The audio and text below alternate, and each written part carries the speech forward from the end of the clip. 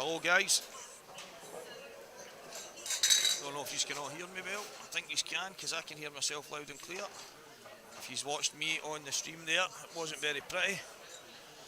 So hard going from the blue 861 cloth to the green Hainsworth match. However, when I went for some of the mad finishes, I seemed to get them.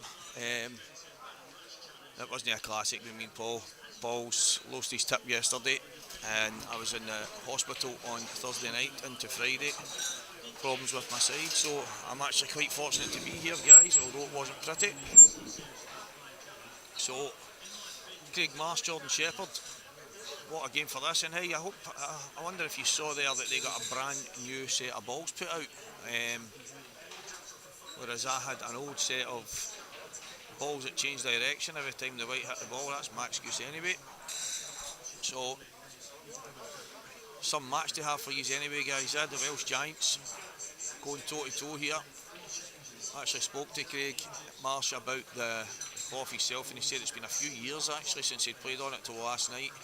If that's true, he doesn't seem to have a handle on it already.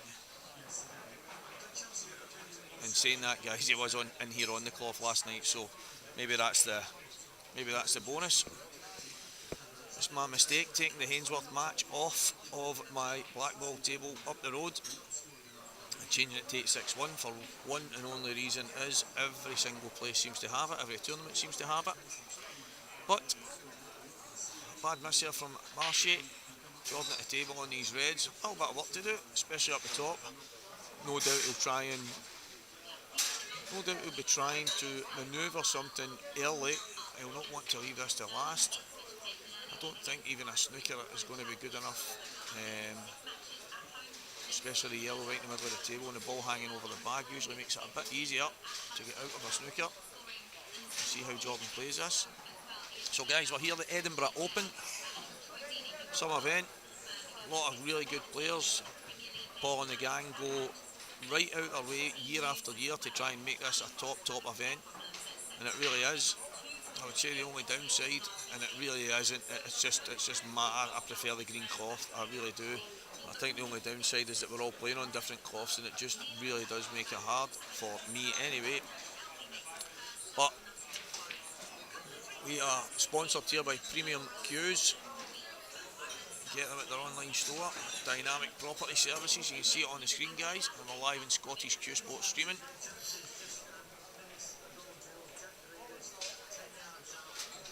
The main man Craig, best in the business, there is no doubt about that at all.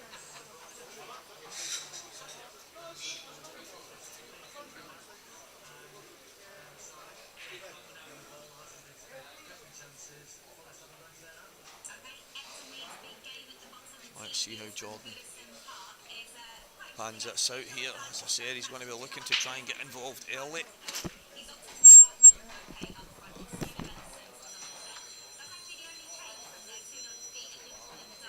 Decent myself there, by the way, I just squeaked right through my ears, man.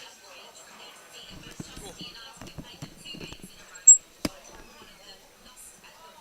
That's very, very loud. I almost deafened myself there just taking these off.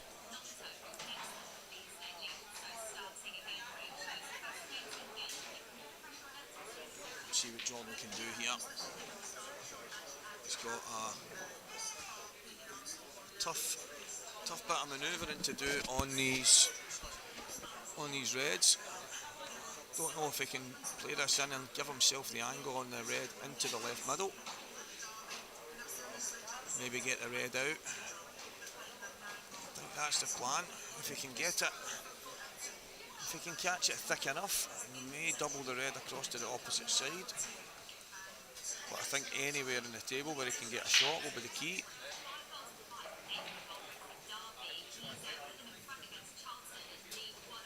And that's exactly what he's played. He's played that great.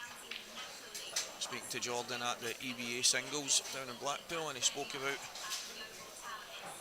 he doesn't actually play or accept any events that are on the blue 861 cloth, so he'll be quite comfortable here. As a new cloth, it's quite slidey. He's playing really good, playing really well. It's just quite difficult for guys like myself to keep control of the white ball. But this is a mammoth tie here, guys. Craig Marsh, Jordan Shepherd. Toe to toe on Scottish soil. Race to 10, live on Scottish Q Sports streaming. So he's just giving himself a shot here, guys. And I must admit, I would be very, very surprised if he misses this. The man who's knocking in regular centuries on the snooker table. What I will say, guys, is round about that area, you see the heads walking past over and over. The area where the tables is streamed is really, really hard to play in. There's so many people. It's so awkward. Oh, where's the white going? Oh, good shot, good black.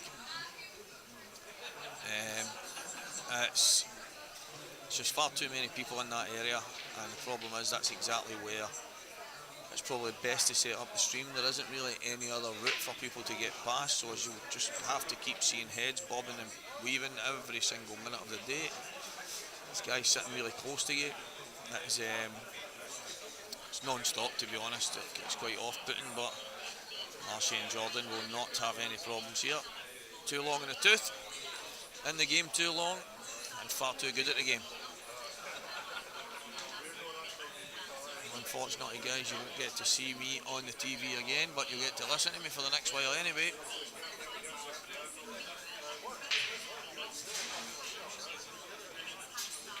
He's got one.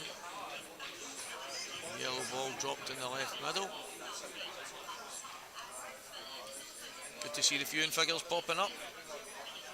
Hope you can all hear me loud and clear. Premium Q's Edinburgh Open in the Shandon, and that's a bad shot there from Marshy.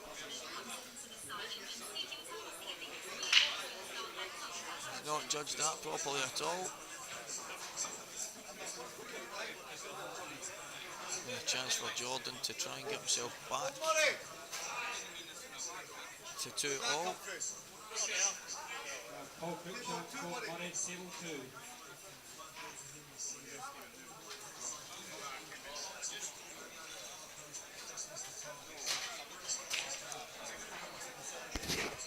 Somebody stole my last one. Don't know if you heard that, guys. Someone stole my last drink. Full Coke Zero was swiped right off the table. I hope everyone is feeling terribly sorry for me in that instance, as I gasp for some air in this place. It's so hot, but the conditions are great. Paul's done a great job getting all the tables sorted. As I say, I'm a wee bit disappointed that we didn't get a brand new set of balls for our game. However, that superstar syndrome gets you whatever you want when you want it, and these boys have got it. So, yep, Ali McCoist.com's here, live from the Shandon in Edinburgh. Super Ali goes ballistic. Well, that was a great effort there from Sheppy, Jordan Shepherd.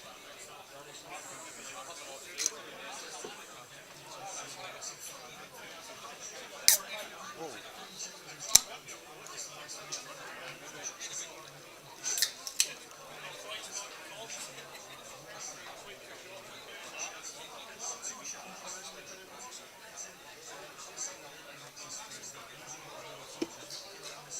So loud, the noise off these earphones, guys. I don't know if you can hear it, but it is really, really loud. And I hope it's loud and clear at you guys' end.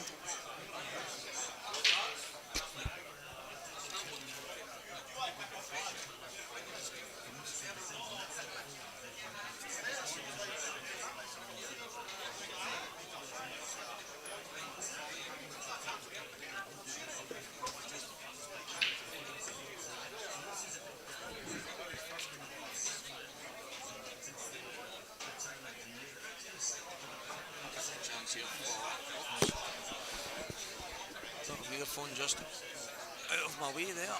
So chance for Jordan on these reds. Looks as if the red will pass into the left middle. If it does, just needs one good positional shot here. you choose to screw across for the red in the same middle, in the same top bag, and that's exactly what he's done. It looks absolutely perfect, and it must fly into the left middle. Maybe he's going to take it in the bottom. Either way, he'll have a shot on the black if he gets it to the left middle or the left bottom. It looks as if it passes. We'll just have to see how he drops on this. And he has pushed through for it in the bottom bag. The bottom left pocket here for Jordan. The Welsh Wizard. Get himself back on level terms here. If he can roll this in, fancy him to take the black, and that's drifted out.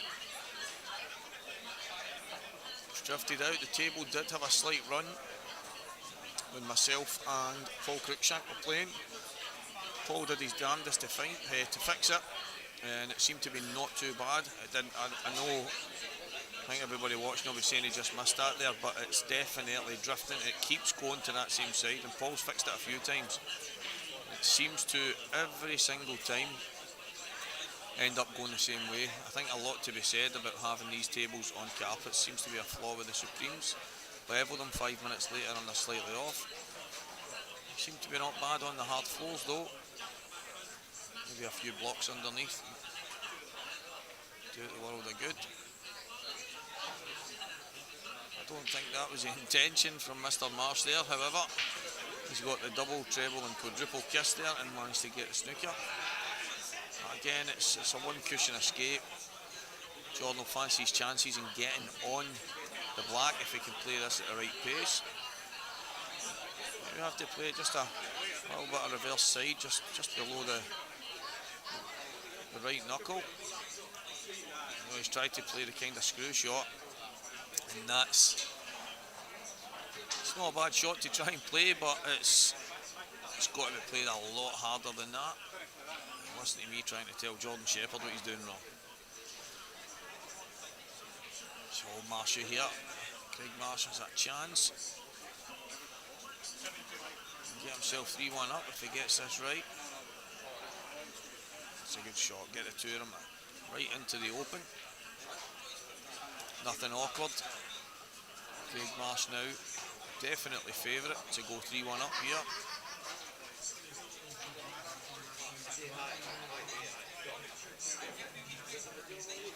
He's not messing about.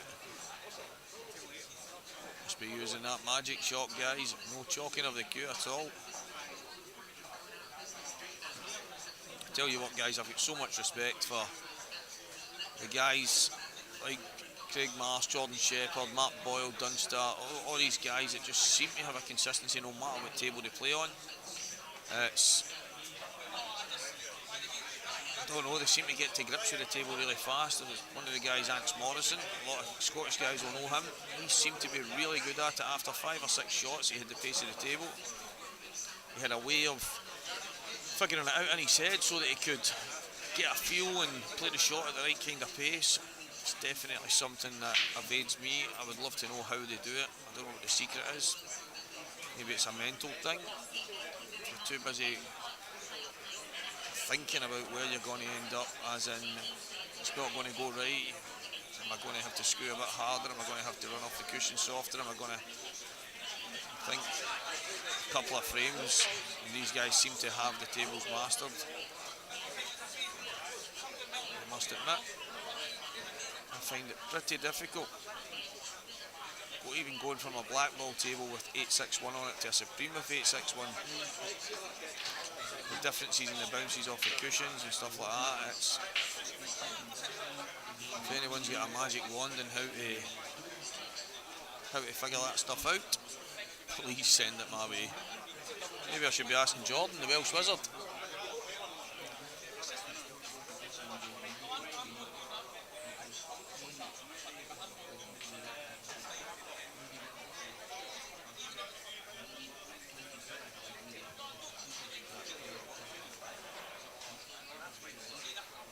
So guys, everybody tuning in live in Scottish Q Sports streaming. The Premium Qs Edinburgh Open. We're in the Shandon, guys. All the people in Edinburgh will know it very, very well. Edinburgh, what was that, Jigsaw joiner, sorry guys, some of the sponsors on the screen. If you check the top left corner, you'll see them moving. Thanks for the support. I know all the guys here that run this event. Wouldn't be able to do it without you. So thanks very much to all the sponsors, all the support. And guys, we've got a special guest on with us, Mr. Kevin Twaddle. Welcome, Kev. Thank you very much, my friend. Absolute privilege to be here and to watch some fantastic pool. I was just saying to the guys that's watching here about the fact that these two Welsh guys got a brand new set of balls when yourself and myself were left with old marbles. Sometimes I play better with the marbles, but what it's like to be special. it's, yeah, I mean, these boys are, I had a wee look over earlier on, it was an impossible finish for Jordan and they finished it, and a wee thin black at the end, just a different world. That's it, exactly. How good is Super Ali at pool? Not very good, Paul, not very good.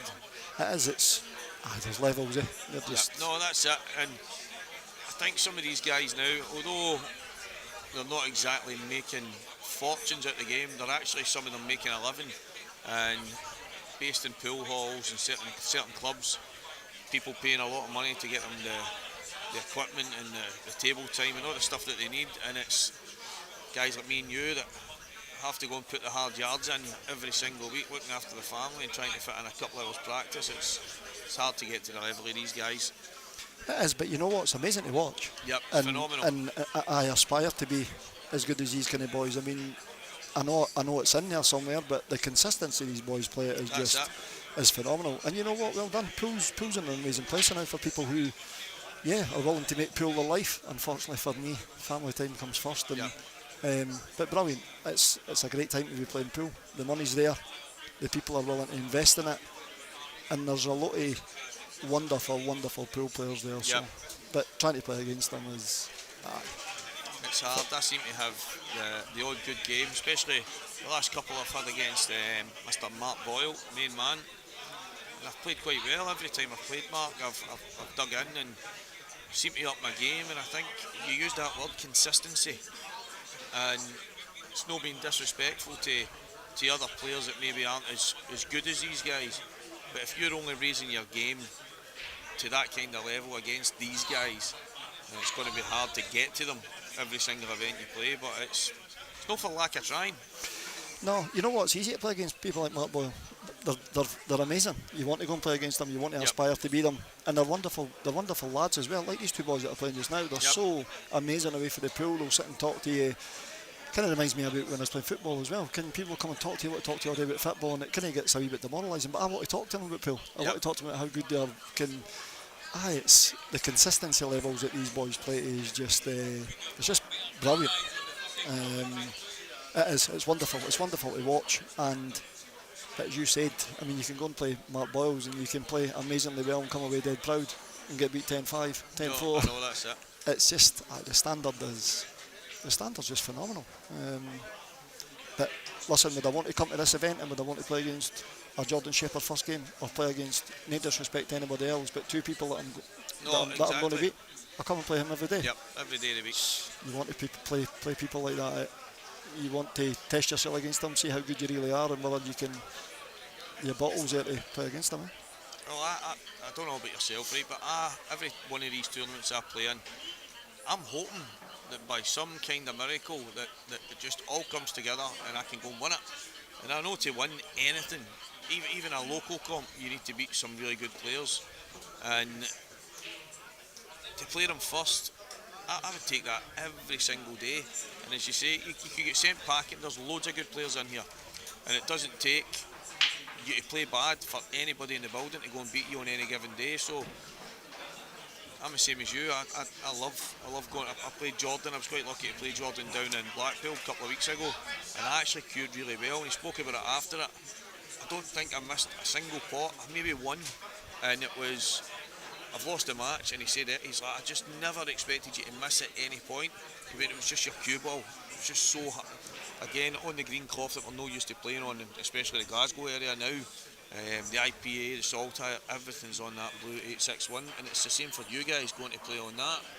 But do you know, like, to come away from that and someone like him to say they kind of No, things I to you, know. I mean, geez, they do have to take the time to tell you that as well. No, But it's exactly.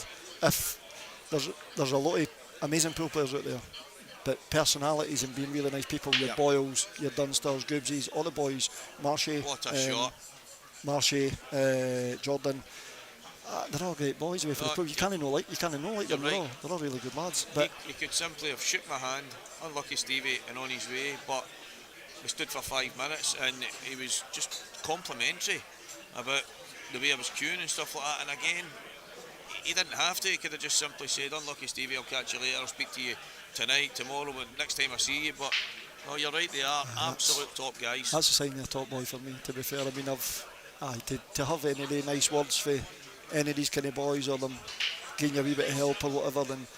But you're right, see, years and years ago, playing was easy for me. No family, playing all the time, standard was decent as compared to these boys, obviously, but at least you were giving them more of a game, you were more consistent to play. Now it's so difficult, and it's so frustrating because you know what's in there, but That's it. and it's only yourself you get so upset with, because you know the game's there, but to try play to the level these play all the time is just you've got to put the hours in. Unfortunately for me, there's more important things in life, and No, but that's it. would I like to be one of these guys? Oh, without a shadow of a doubt, they're To phenomenal. try and get that kind of success regularly. I mean, I suppose I spoke to Renzi, I don't know if Renzi's watching, a wee while ago, and spoke about, I seem to regularly now, I'm competing with these guys. I kept saying that word, I'm competing, Renzi. They're really having to play well to beat me, whether it was Ben Davies at the IPA, Gav Robinson, the Saltire, Mark Boyle, these, I mean, they're having to beat me. I'm not just going in there and but he was straight away. I mean, I think that's probably a problem where if you're happy competing, you're never going to be winning. Correct. And he's like, that's exactly And I'm it. the same. You need to flip I'm like it you now. now. I never used to be like that. I played the football and I was No, a proper exactly. winner. Now, I mean, I'm happy to come away and get beat 10-7, 10-8 with these guys. Yep. I mean, you should never be happy. You always want to win. You always want to do your best. But there comes a point in your life where, and I'm wondering where you're getting all the time to play pool. Mate, at the point. No, I know. IPAs and playing. So I actually says to... You're divorced. I sat the family down and said, right, okay. No, I did Put my actually priorities say... first. I says to them, listen, obviously pool's really on the up. Things are... And I would be gutted if I didn't at least give it a kind of go. Years ago, before the kids were born and stuff, I obviously playing all the time. I'd be playing international pool, getting better and better, and then for the best part of 7-8 years, hardly hit a ball. And to be fair to Claire and the kids, obviously the kids they don't really mind, they're just happy doing what they're doing. But Claire said, right, okay, so what's the plan? I said, well, maybe 2 hard years, try and play in everything and see if I can make a dent in it, and then can I go for there? And she's been absolutely phenomenal. So You're lucky to have that. I'm the exact same as you. This last 7 years, I've never even thought about putting my name in for Scotland. Yep. And then, you came out the Burns a wee bit bigger now as well. It's just about having a good balance as well, and know, because pool at one point probably was my life after football. I was playing pool pretty much relentlessly, but there's more important things to life. It's nice to come along the day, meet a lot of boys I've not seen for ages, and I mean, you're travelling over to do it, so you're still keeping your eye in and still doing really well, and that's good to see as well. We've had a few funny times away. I know, some amazing times. Paul Bryson, yep, the table's actually playing quite well, but I think it seems to be every half an hour, 40 minutes, it seems to just flick and keep rolling the same way. So Paul's fixed it a few times already, and I don't know if what the guys are saying is it's drifting again towards that same side, but there was some issues definitely maybe in the last hour or so. Paul's been at it a couple of times, so I don't think it's major because the guys haven't asked him to step in, but it does look as if they've been frustrated with a couple of shots. It's funny, see when you're watching pool as well, like I watch it in the house as well, I take time to watch all these top boys playing, and you're watching them, you're thinking, I mean, they make it look so easy, but you're sitting saying, I'd finish for there, it's so easy, and you actually play, and you're actually on the table, making an arse of yourself. I said to Craig, it was one of the Saltires, and I had been watching one of the events for before, and every finish I was like, just roll that in, put that in the top, put that in the middle, nice and easy. when I'm standing at the table, I'm thinking, what am I going to do here? Okay, they're all- I said to him, right, Craig, in between every shot, I'm going to run up and look at the screen and then go back down and play it. And he's like, what do you mean? I mean, it just seems to look so much easier when you look at it on the TV. So, It does. Pool. These boys make it look really, really easy. But it's brilliant to watch them as well. I mean, the standard they're playing to, as I said, is really good. But yeah, they invest the time in it, so I suppose that's why they are as good as what they are. How did you fare against Crookie? Mate, I missed a lot of simple. I was running out of position quite a lot. Couldn't keep control of the white. Took a couple of really good finishes. I should have been 5-0 up. I don't know whoever's watching on here. I should have been 5-0 up. I've missed a red because, in fact, you wouldn't have seen him on the stream. I don't know who the guy was. He just jumped up, putting the ball into the bottom right-hand corner. He just jumps up across me, and I've rolled it and just kind of stayed in the jaws of the pocket. And I've asked him what he was doing, and he said, "Oh, sorry, mate. Did I get in your way there? I was just wanting to look over and see the score." It was a bit crazy, and then I had a really big roll off. I mean, it was almost a full ball just to drop a yellow in for the black. And it would have been 5-0 at that point. They could have hit harder. Yep, and then it just, I don't know, some bad. Listen, the both of us were really, really poor in a lot of the stages. Crookie's flying as well, too. Putting things back and forward to each other, chances back and forward, and it was just Crookie managed to scrape some of the frames towards the end that made the difference. It's funny as well because you come through an event like this as well. You're playing against like a top-notch player as well. You look at some of the draws you can get, and, I know. And it's not being disrespectful to anybody, but I mean, you and Crookie are expected to probably do really well in the competition. And you know what? Sometimes when you're playing against somebody as well, like a Crookie with the 2Es, the expectation level is it can kind of get dragged in so easy. I know.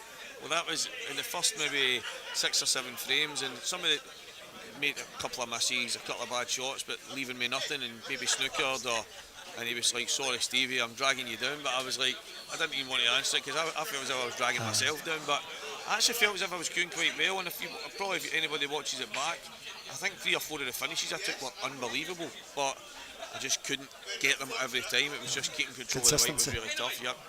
Lovely to see Mr. Ryan Davey on there. How you doing, Rydell? Total and utter legend there, boy, for me. He's, through my pool career, him and his dad have been super supportive. Lovely two of them are absolutely brilliant, and I hope his old man's doing well as well. He's a diamond there, boy, and his old boy has put in some shift with him through the years. I've got a lot of respect for that. The relationship's amazing as well, but it's nice to see. Yep. I mean, I've been lucky enough, my dad's followed us in the world playing football as well, but he's a great guy, man. And his dad's just had a couple of great games with IT back in the day, and he's just went into bigger and better things. He's single, living a life of Riley, and that's what happens. He's actually in a very stable relationship now. I hope his girlfriend's not watching, No. and they've just moved into a new house together. So But he's still single. congratulations to He's them. no kids. But he is. He's a legend. He's a busy boy. Trying to get him on a Tuesday night is no mean feat. But no, I'll be playing the same team, myself and Ryan, and I'd like to think we're quite close. He's a cracking boy. He's a brilliant lad. A lot of time for him as well. That's what I'm saying. You meet boys in the pool that they're just great lads away from the table as well. That for me is really important as well. It's nice for people to be nice lads. And I was actually through talking to Scott Donaldson at the having a wee game of snooker. I was just having a wee through the thing with him now, and what a lovely laddie as well. You know what? They didn't have to take the time to talk to you, they didn't, and all he wanted to talk about was football. No, I know that's. So, that's the thing, isn't it? That's been one of my playing this game, and you know better than anybody. You go and play football, you need to be hyped up, you need to be ready to go. You're going out there like a demon, 100%, adrenaline pumping. Pool's very different, and I think even though it's been a long time since I've had that feeling in football, I'm obviously coaching right now. And, yep. But that difference of mentality and how you to be nice and calm and relaxed to play this game, I really did struggle for a lot of years to flip between that hyper intensity that you need for the game of football. So different. It's incredible. And Pool's so different. I think it's why I've loved the team game so much, because it's probably the closest thing I'll ever get to football without actually going. You've always done amazing in teams. No, one of the things, obviously, all the viewers look at watching. Look at that'll do. The last time I was in Bridlington, you were there. We were there together. Yep. And the next time I'm going back, We'll be there together again. Back down as well. You back down as well, yeah? I'm in the B1s. Are you in the B1s, pal? Thanks to Chris Ferrier. That's amazing, pal. Pulling me in, and I'm very, very fortunate to be slipping in the back door. I think I've earned it anyway, but I know. That's not good. But this time we won't be cheering each other on. I'll still be cheering you. Oh, I know. It's what that's a amazing. finish, by the way. What brilliant. A finish. I know we're having a wee chat here, and I think that's how it should be on the comms, but what a finish for anybody watching. That's just sheer determination to get that ball out. He was 9-6 down in his first game as well, against a boy from Midlothian, who wins 10-6. Craig Marsh. Is that right? Boy played really well against him. I don't think Marshy, obviously. But these two, this is like an exhibition for these two. It's incredible, isn't it? The standard of these two guys. I'm looking at Daniel Hinckley's comment, Welsh Wizard, hardly. Maybe hardly, but I think that's the nickname and the thing he's got on his shirt, Daniel. So I'm just referring to two of them are Welsh Jordan's. I know. It's not very often Edinburgh get the opportunity to have these. For Paul Cruikshank, obviously, for doing all the stuff he does for Edinburgh Pool, because exactly it, he does so much for the Shandon. And I tell you what, he's a top boy. And yeah, I mean, you get the opportunities to have these guys. Really appreciate it. There should be boys up here, and there will be boys here at Liverpool that aren't great boys like myself, and other boys that aren't even as maybe as like me. That to watch these kind of boys is I mean, you should aspire to be definitely as good as these boys. They're phenomenal.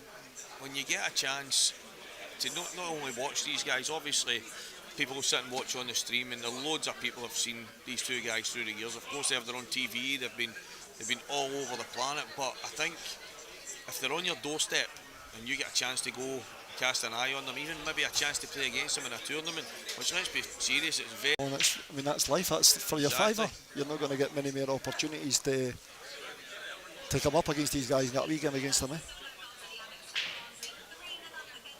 Not like I'm enough for the break. Make a wee eye. Craig Meikle drinking. That's a surprise to me. Stuart Meikle. It's Stuart Meikle. Right. Stuart Meikle. Stuart loves a wee. He's up with Marshy. He's brought Marshy up. He's living down in Wales now. Really good lad as well. Really good lad. It's not very often you see them going off for their breaks as well. No, well, that's one of the things I've spoken about a few times during commentary, that a lot of these guys at that level actually practice their break. Now, I don't know if any of these two do. Marshy, I would imagine, doesn't. He's so relaxed, it's frightening. But I know the likes of Liam and Martin, guys like that do. They like to make sure that the most important shot in the game is a break. Is well tuned in, yep. And it's so important as well, eh? I know. And I played even against Benji earlier on in my game earlier on, and I think he had 3 or 4 big dishes side breaking. I mean, you're under severe pressure. It doesn't matter how good they're. Exactly. If they're breaking for the side and clearing up, it's such an art, they all break as well. It's something I've never done. I'll try and break the same almost every time, but it's very rare that they open the exact same, do you know what I mean? And then you wonder why, if that's luck then. If it's luck just to put the ball down, and that's what I do. I put the point in the same place all the time and hit them the same. Sometimes the ball goes in, sometimes it doesn't. So you wonder. I was playing, just a while back, I was playing Charlie Shaw, I don't know if Charlie's watching, and it was in the Goldricks, and I kept breaking and getting the corner ball in the bottom left bag, and Charlie pointed it out after the match, and he's like, Stevie, I set these up for you. I want you to do that break again. And 3 or 4 times, I think it was maybe 5 out of 7 after that, I did the exact same and kept getting the ball in the corner bag. No, for the second ball down. Second ball down, yeah. I wasn't even hitting them hard. Side break. Yep, and I'm like, Charlie, I didn't even notice. I'm normally watching for the ball going towards the middle. And he's like, honestly, that's a break you should work on because you're absolutely nailing it. So next time I'm playing Barry Thompson, 2 tables down, didn't get a ball at all the full match. And speaking to a few people, they're saying, it can be the difference of the balls. One cloth's more worn than the other, and certain chalk marks and the white being slightly different, all these kind of variables to having the exact same break. And I mean, you know, that kind of makes sense because it was so different, it was frightening. I haven't even thought about all these wee things. I just thought, but I mean, you watch these pros playing and they break the balls like superbly well. So, but I mean, could you go into a boozum and sit and spend an hour racking the balls up? No, that's what I mean. It's probably these wee things that give these guys the edge, because and good on them. They work bloody hard for it, yep. So they're willing to do what I'm not willing to do. So I'll just keep going on and off. That's a good shot. Lovely shot. You just, I don't know about you, mate, but I just never expect them to miss. Even when they're tight and they're tough and they're down the cushions, and I just never ever expect them to miss. Do you not think as well, but when you're watching these boys as well, you, like if it's you breaking, you break, and there's a couple of balls tied up, and you think to yourself, well, at least he's not going to finish. And before you know it, the 2 wild balls are out, it's game over. It's a phenomenal standard, man.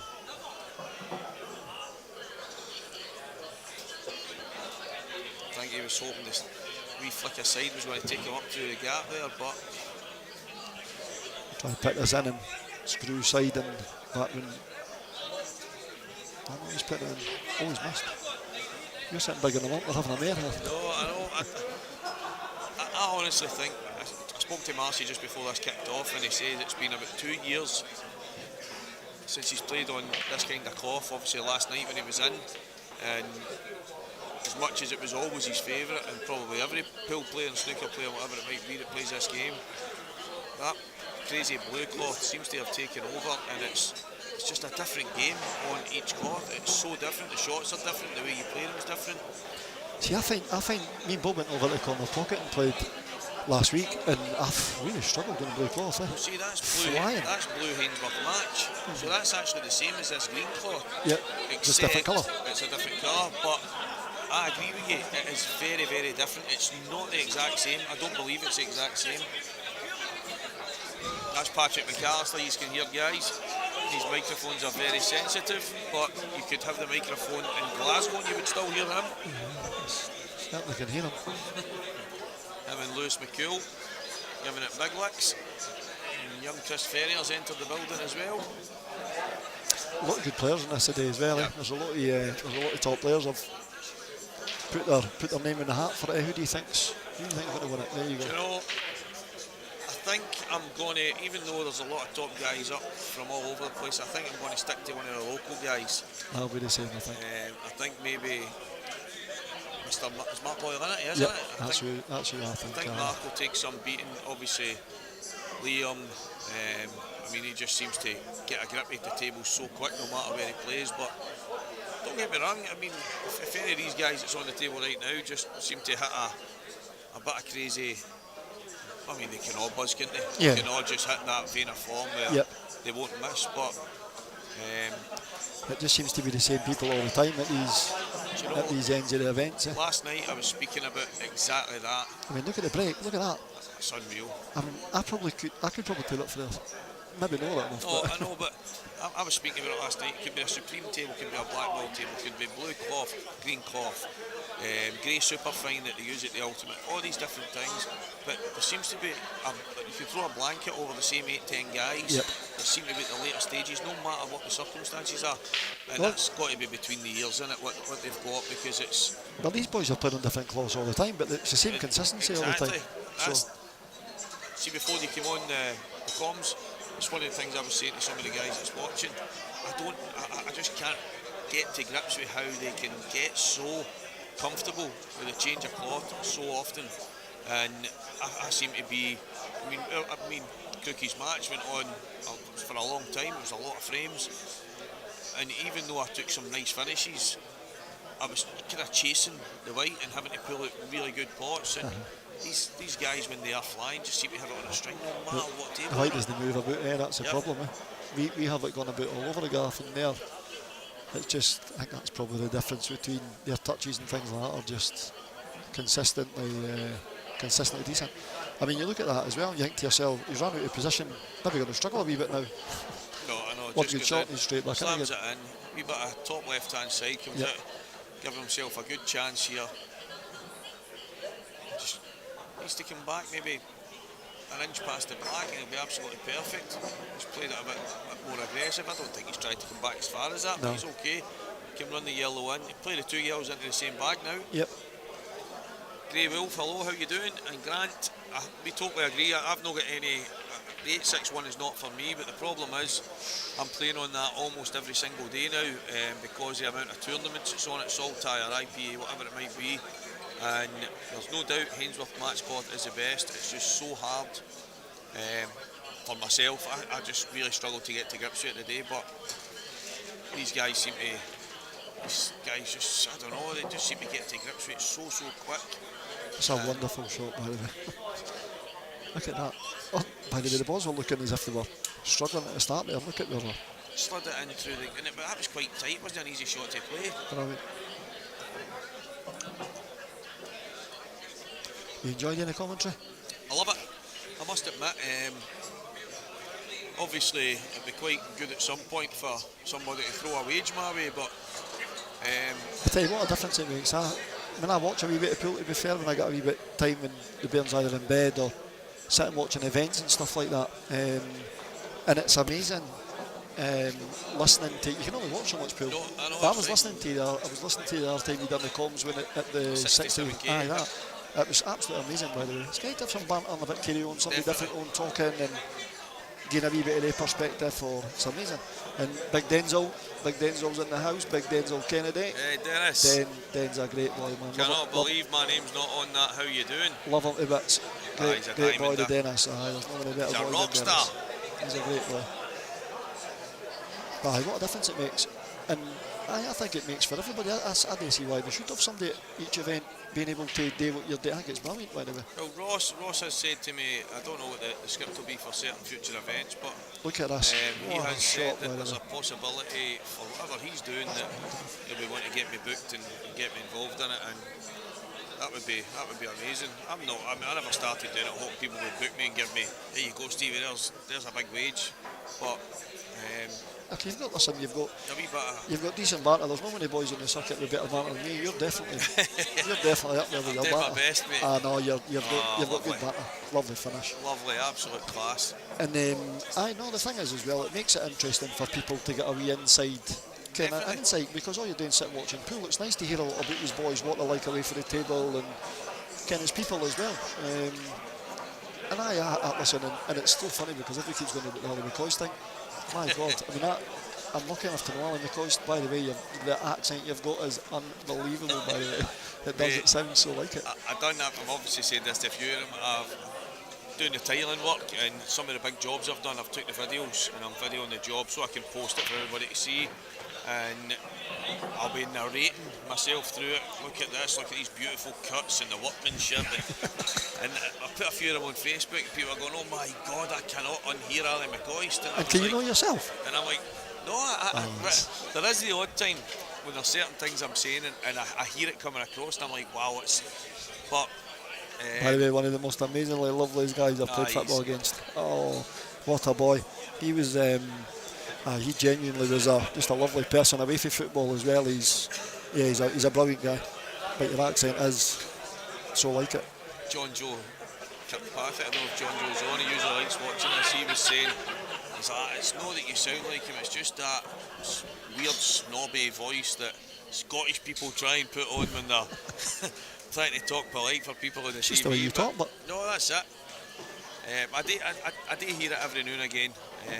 No, I can safely say you definitely sound like him, to be honest with you. And listen, you could be think we tell up there worse than Ollie McCoy. No, that's it. You got his looks as well, to be fair. I would argue I was a better striker. I think you would have something to say about that. There's a few zoomers in here, like. Well, guys, if you keep tuning in, you might get to see us throwing left and right. Look at this. Unbelievable. What a finish. It's nice. I mean, these two boys, realistically, they're not coming up for Wales to. I'm sure they'll have some plan what to where they win the loses, and I'm sure they'll support each other and probably gone half-us, to be fair. They've got any brains. They're really good pals as well, which is quite nice. Does it? And I'm not saying that the guys have come up here on a freebie or anything like that, but is it a kind of thing for this kind of event that you raise some money through here and that to try and get some of the big names up? Is that the way it kind of works? To be fair, Paul's done all the work. Paul's obviously got these boys up. He's gave them money for doing an exhibition, which I think is amazing. For people to. And there wasn't as many people, I think, as what they expected. But you know what? I would like to hope that Paul would get the recognition, as in for Paul Marinello and stuff like that. Paul's a great guy as well. But I mean, look at the place; it's absolutely chock-a-block. Now this is a lovely venue with loads of nice people in it as well. But when the pool comes and you're bringing people like this in, this place would never be the same, wasn't it, for Cookie? And no, I believe achieve that. As I said, they're getting their wee bit money for doing their exhibition. They'll obviously be coming up here today, and I'm sure there'll be halves on what and they'll be happy for each other, supporting each other all weekend. And it's weird because I was sitting talking to the two of them earlier on, and they get drawn against each other all the time, right beside kind of early parts of rounds and that whatever, which is pretty unfortunate. But if you want to beat the best and you want to win it, that's as you said, you've got to beat everybody. I mean, obviously, if you beat somebody in the later rounds, it's a bit of a comfort knowing that you may be in the money or you've got deeper into a tournament. But you can, some of the events, mate, I know you've went to the IPA and stuff, yep. and I've had some really good runs, and it's ended up really good pros that have beat me and good stages of the events. And yep. you're getting like 50 quid, 150 quid, and it's as much as it's not really what I went there for in the first place. It's been more down to going and trying to play against the better players and improve my game. The money's, you're not playing pool for money. No, at the end of the day, if you're going to play pool for money, like I'm talking about from people like me and you, no, I know. You're never going to win. No, because the standards to these boys that play, train, they have it day every day, they're getting the rewards and reaping the rewards because it's a full-time job. But I mean, there's no coincidence to these boys being in these events late on. These boys are working really hard for it and deserve to get what they get for it. But back to earlier, I'm having the opportunities that I would like to have played Jordan today. Of course I would have. I played him in that. I played him last year and came up for Wales, done an exhibition again. Played him in the first round of it was 15-20 seconds a shot or something. And I was 3-1 up them. Had a chance to go 4-1, totally flat, and got beat 5-3. But see, watch him. You sound like a super fan, and I hear it all the time. Played football and heard people being the way I am with pool players, but I love it. I love watching all these boys being amazing at what they do, and it's just, you know what, the biggest thing for me is it's what they do away from the table is important for me, especially in the pool world. You want people to be good people, good gracious losers, winners, but you want them to be nice lads that'll take the time to spend time with people like me and you, and that's important. That's exactly it, mate. You're 100% spot on.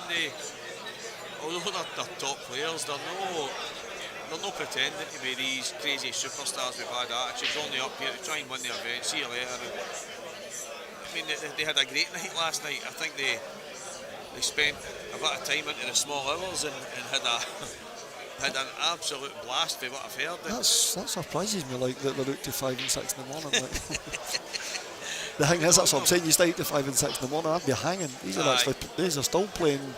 Kind of like the standard of pool there. It's like Jordan's texting the Samaritans right now. He's got them on speed dial. Let's see if Marcia can pull out another bit of magic. He's absolutely flying here. Absolutely flying. Offset, I mean, you look at it and you think to yourself, I mean, the Blacks kind of safe. You've got an offset plant there, which he's probably going to get ready now, but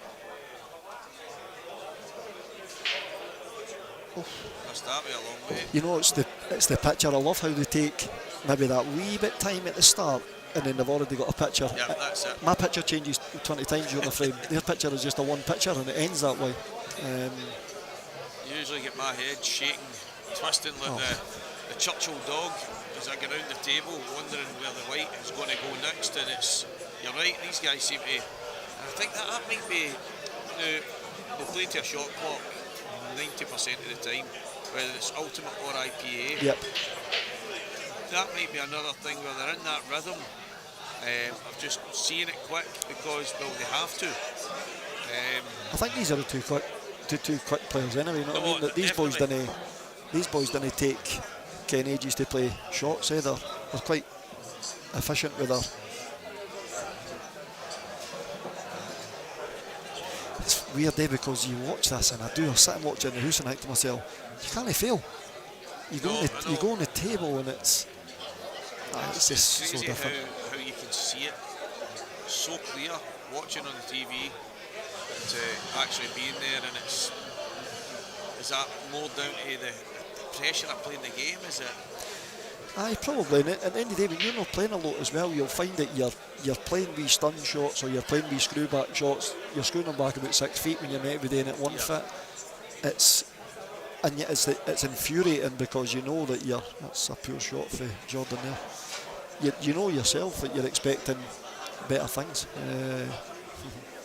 Old Denzel straight on apologising. Didn't he apologise, Denzel? I know, Dennis, you Didn't he get a big enough? He's got a big enough head. Was Ali McCoy's there. Denzel, he's got a big enough head. Done a run of Sky Sports and ended up live in Scottish Q Sports streaming in the Shandon in Edinburgh.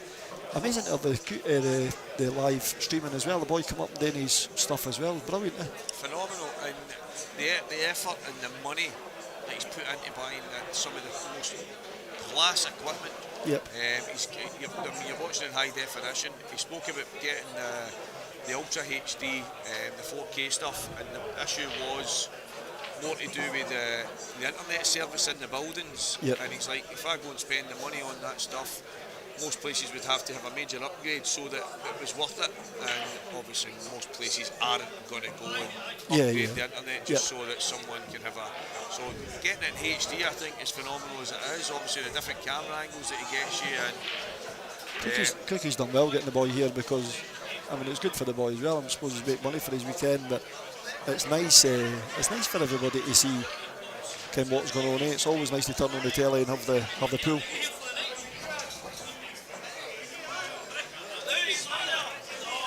And Chris Patrick, I think I've got Chris Patrick tomorrow in the event. I was watching him, he was playing snooker with Scott Donaldson. Oh my word, there were rattling balls left, right and centre.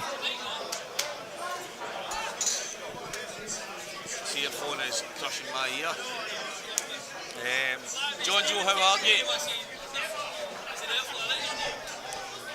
Hi John Joe, I played, if you watch it back, it was on the stream. I just couldn't get beat off Crookie 10-7. To be honest, probably a bit harsh. The scoreline took some really good finishes. Felt as if I was queuing all right at times. A couple of bad misses. Two really bad roll-offs at different times. We end up having to fix the table in between the match, and another one, some mad guy just jumping up as I'm playing a shot, sitting right at the corner of the table, and to look at the scoreboard, he could have just waited till well done, but no excuses. He played, Cookie played well in the end. It was a bit scrappy. I think if anybody watches it, well, I don't think anybody would want to watch it. It wasn't great. Chris Totten, you're right, Goobsy. He is Totten, you mean twads. Aye. Chris Patrick. Do you know why he's saying that, guys? Totten was standing talking to Patrick McAllister right in front of us, and they were shouting at each other. Exactly, there was a bit of screaming and shouting. So, oh, Goobster. Is Goobs coming? Is Goobs playing? Well, I actually thought he was, but maybe it's the Saltire. Did you see that yellow there, guys? It looked as if it was in the middle pocket and took a veer to the left and kind of swerved out. Must have hit maybe a wee finger mark, maybe even a bit of glue, but it came straight in the middle, I think. I don't think Goobs is coming. I think he is actually. I think he is playing. Sure, Bob said he's playing. John Joe, honestly, it's no.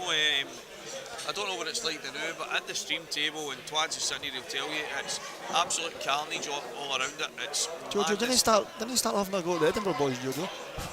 But aye, mate, I totally agree. To be honest, if I wasn't going on to the comms, there's a good chance I might have switched the electric off and run away. The thing is, it's just going to get worse, because this pub after the football, it's absolutely rammed.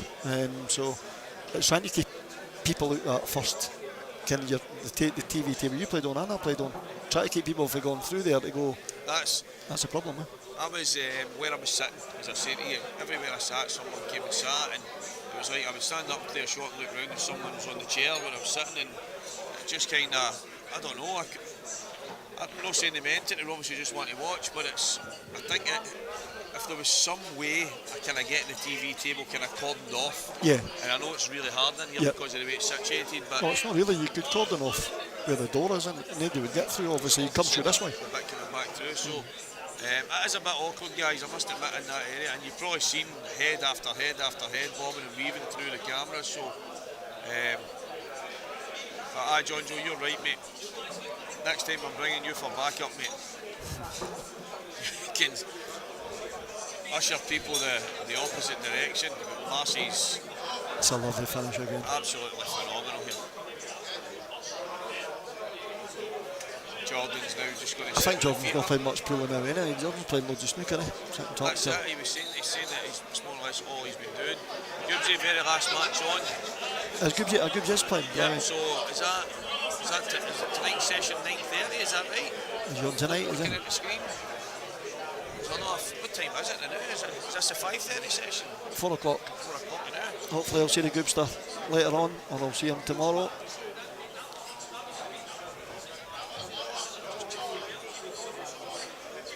This will be on late tonight as well. Tonight. Eh? Yep.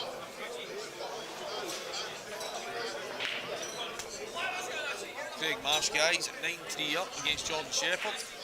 Scottish Q Sports live streaming. We're in the Shandon, the premium Q's Edinburgh Open.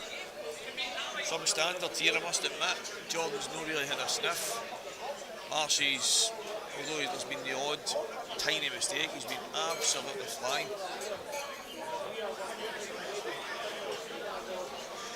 John Joe, that's exactly what it's like. It's even right now, you can't see him on the stream, but right directly behind Marshy. If Craig was to switch the camera right now, you wouldn't be able to see because there's about 10 people standing having conversations right in front of you. It's just that kind of, I think, and maybe for future, I know it's always been that way towards it, but it probably could be blocked off just to give the guys on the stream that wee bit of space to play. The thing is, it is a pool place, but it's not like where all the it's not like we're all going to play pool, and this is just a normal punters pool place. So trying to do something maybe in the future would be it'll maybe be something that, as I said, it's impossible for Paul to try to keep people. No. There is normal people in here all the time that kind of deserve to be in here all the time as well. So Scott Gillespie, Stuart Meikle, 7:15 now. Who's he playing? I see it there, Stuart Meikle. Oh, he's playing Stuart Meikle. Stuart used to play in my team years and years and years ago. He's moved out of Wales now. He actually came up with Marshall. Nice wee starter for the Goobs. Has Goobs got 2 games? Ryan Davies here at 7:15 as well. Quality stuff, guys. Mark Boyle. My word. 5 o'clock. Oh, there's some big names still to come. I might have to stay on the comms for a while yet, guys. Is he through for the day? I mean, I think when there's comms in the building, and if I get beat, I think I'm expected to sit for a wee while, and I kind of always intended that. I spoke to Cookie about it. I think he was wanting to kind of sit and be commentating the odd game himself, but there we go. Craig Marsh, 10-3. What a victory, man. Guys, what a victory. Different class. A masterclass, wasn't it? Different class. I think it must be difficult for A2A. They're coming up and I know that's what I was actually going to say, John Joe. That's exactly what I was going to say, but I didn't want to say it. You've said it. Well done, you. I think it must be hard for A2 playing each other as well. They're the best buddies and drawing the second game. How often does it happen though? You go and travel all over the place. Numerous times it's happened to me. The person I'm travelling with, I end up drawing in the same tournament, and it's. Aye. See, the big question for me is I don't know whether Jordan will have a drink now. That he's finished. I think he might have a couple of shandies. I think he was drinking something earlier, wasn't he? Turbo shandies. He's not stopped drinking them for last night. No. He's some boy. He is some boy. Yeah, that would be quite. It's something. Do you know what, John Joe? I'm going to. Some of the equipment that Craig's got, it's like wee mics that you can clip onto yourself, and see some of the times you see the presentations and things like that as well. Definitely could be. John Joe, that's why I come on. I come on to get. That was a winner. I was coming on to get a wee interview for Stephen, but he's not even asked me. He's engrossed in himself. Well, do you know what, guys? That match is finished, and let's speak to the absolutely flying Kevin Toddler about his last match. How did it go, mate? Break it down for us. Yes, I won 10-2, I think I won. I actually played pretty rotten in my first game on the TV table, but you know what? I didn't expect too much of myself. I didn't moan now. There's no point moaning, because at the end of the day I put the work in for although being picked for Scotland, I have been putting the work in the last 3-4 weeks, which has been nice. But I actually went through with Craig McGilvery through into snooker area, and he was showing me different wee things, cueing wise, whatever. Right. And actually kind of tried to take them into the second game. I played 1-10-2. No, because obviously the boy I was playing obviously wasn't missed a lot of shots, whatever. But aye, you know what? If I play well, I've got a right chance. I would think of getting. It's just having that consistency. I just don't know what Kevin Toll's done that. Whereas back in the day, I can't even give people a game, but now it's just. But hopefully that wee bit niceties for Craig McGilvray is maybe going to help me a wee bit, just to try hit the centre of the white ball instead of. It's bizarre. I was through there playing with Scott Donaldson, but he showed me wee things that he was setting up that he does for his professional snooker, and it was like a wee funny ball that he's got, and you were rolling it through into the cheers. He was showing me this wee funny ball, and you were rolling it into the bottom bag, and it's on a snooker table one end to there. Right. But it was so easy, you were rolling it down, but it wasn't going in the pocket, it was veering away, and it shows that you didn't actually hit the white properly. Is that the light? Scary. Like a table tennis ball? But it was big. Right. But he was doing it. As a normal ball. He was doing it corner to corner, and it was going in. I was doing it, and it wasn't going in, and I was doing the exact same thing. I was playing with a wee bit side. I mean, how do you even? I mean, that's what they boys are. That's why he makes a living, and he's a wonderful snooker player. But hopefully that wee bit time with Craig, a 1-10-2. So hopefully into tomorrow I play Chris Patrick. So that'll be a good game. We haven't talked about Chris Totten. Sorry, Chris Totten. Chris Totten. Chris Totten. I don't know if somebody's standing on some wires here. It keeps cutting. It's getting a bit pandemonium now. There, it's getting a bit nuts in here, and somebody is definitely standing on a wire. It's a bit mayhem now. The thing is as well, it's a lot of expensive gear as well. No, that's it. I remember the last time we were in here, and so it's probably one of the first times I did a wee bit of commentary, and I think, did you sit down with me that time? You had a drink? I'm sure we did in here. It was years ago. Can't remember yesterday. But then I was having to leave, but Paul's like, you know what, Craig, if it's alright, we'll chop and change everybody in. So Craig was leaving, asked people to keep a wee eye on the. Yep. Came out 2 minutes later, and there was pints everywhere, all on top of his stuff, or on about his stuff. I had to say, Paul, look, you need to get him away. At the end of the day, it's not my stuff, but it's too expensive. And that's not on. But as I said, it's difficult. Paul will be wanting to concentrate on his days. Well, Paul's over there playing on the table far away. It's difficult. It's difficult to try keep everybody. Cheers, Dennis Kennedy. I believe I'm very humble as well. Thank you. and you're right, Jojo. You're right, pal. No playing sometimes does help as well. To be fair, I think for me. I've no expectancy, to be fair, and I think sometimes. Well, I think your football background, you'll always expect something for yourself. I've got winner's mentality. Exactly. I hate getting beat. Hate getting beat, but you know what? I'm humble enough to, when I do get beaten, somebody's played well against me, I'll always shake your hand and be humble enough to say, you know what, well done. It was an absolute privilege to play, and I've had a few poundings in my days. I've handed out a few as well. So, but I can't say that I don't like no winning. My football days made me a proper winner. It was my job, so I had to kind of. So a wee while ago, you took up some of the coaching yourself. Yes. How did it pan out? I coached I coached at Lothian Thistle, who are they're a good side. I got them into the Scottish Cup, so you're playing in the early rounds of the Scottish Cup before you go in, and I got them to the round before twice. I got them to the round before playing against the third and second and first division clubs coming in, which for that kind of club's amazing. We done well, by the way. I got well looked after financially, and it was just amazing. But then gone through a lot of stuff, miscarriages, my wife and stuff like that, and it just kind of peeled into. And you know what? I was taking kind of a lot out on the boys as well, which wasn't fair as well. And they wouldn't say nothing bad about me because I was amazing with them all. But football turns into an animal. The right reactions and the right. Football turns into an animal. Definitely. But you know what? I loved it, and you know what? If I've had the opportunities in the last year.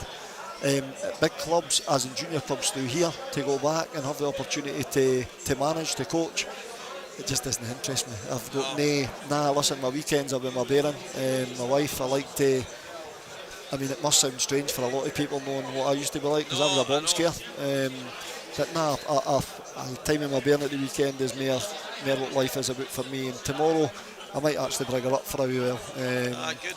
just to watch it. But the football was amazing. But football turns into an animal. See, when you're playing it, doesn't it? That when you're coaching and managing, my word, it turns into It's a roller coaster. somebody you know.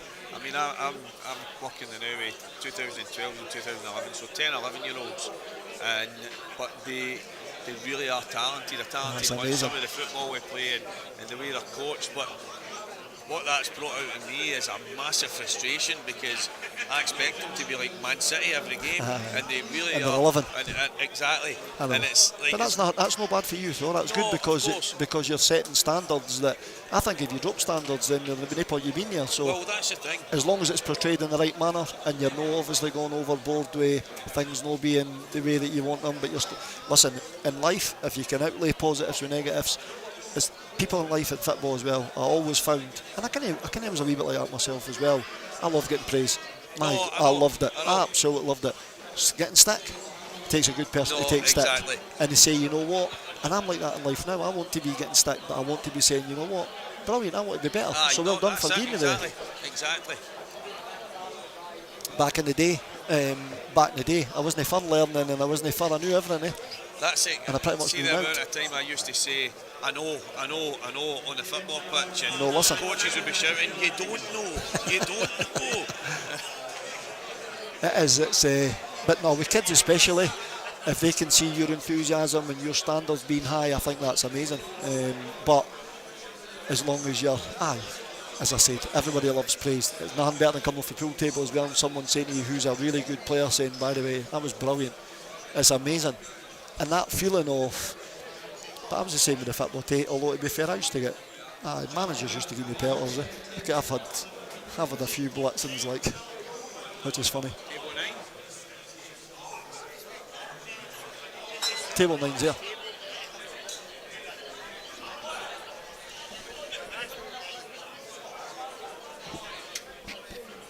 That's 9. People asking for the tables there. The numbers aren't actually like 1, 2, 3 right about the place. They're all mixed up all over the place. My good friend Bob Murray's on now. Bob's, I don't know who Bob's actually playing against. Bob is playing. Oh, Bob's playing Crookie. You would have been playing Bob if you'd won your game. Bob Murray, my good friend. Yep, he's playing Crookie now. So that's the two top boys for Edinburgh playing. Which I thought maybe we would have on our stream table as well, to be fair.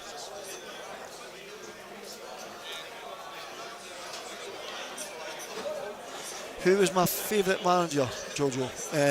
I was lucky, I had a few. I had Paul Sturrock at St Johnstone. I had Billy Stark and Frank Connor, Celtic legend, two Celtic legends at Morton. I had Ian McCall at Raith, who was a really nice guy. And I had Billy Davis was phenomenal. Billy Davis was amazing, an amazing guy as well, and he was probably the biggest one for giving me stick, but anything he said to me I knew he was telling me all for the right reasons, and I used to take probably more for him than what I did for anybody else. But great guy as well, great guy away from football. He's helped me a lot as well through my struggles through life. He's always been there, family's always been there. They were wonderful. He kind of gave me a wee insight into where football was going as well, as in the sports science kind of stuff, core work, all these kind of things he was bringing in when I kind of stopped playing. So yeah, he was amazing. He would have been my favourite players playing against. I was lucky. You'll never get the opportunities now to play against the boys. Scottish football never probably see your Gazas, Loudrops, the Canyos. I was lucky enough to get to play against all these kind of people as well, which was amazing. Very privileged boy, very privileged. Although didn't appreciate it at the time because of a bomb scare. My two good friends are in the house today. We're getting abuse for eating food while commentating.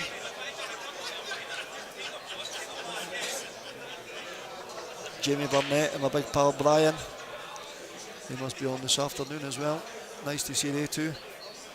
Nice to see Big Bry.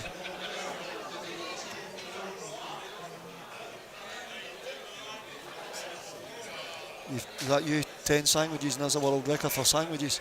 You never normally eat like that. 10 sandwiches in 2 minutes. I don't know where you put it, because you're looking so lean.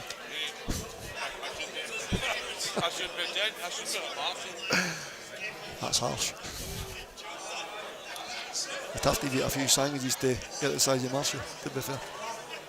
Lovely guy it is.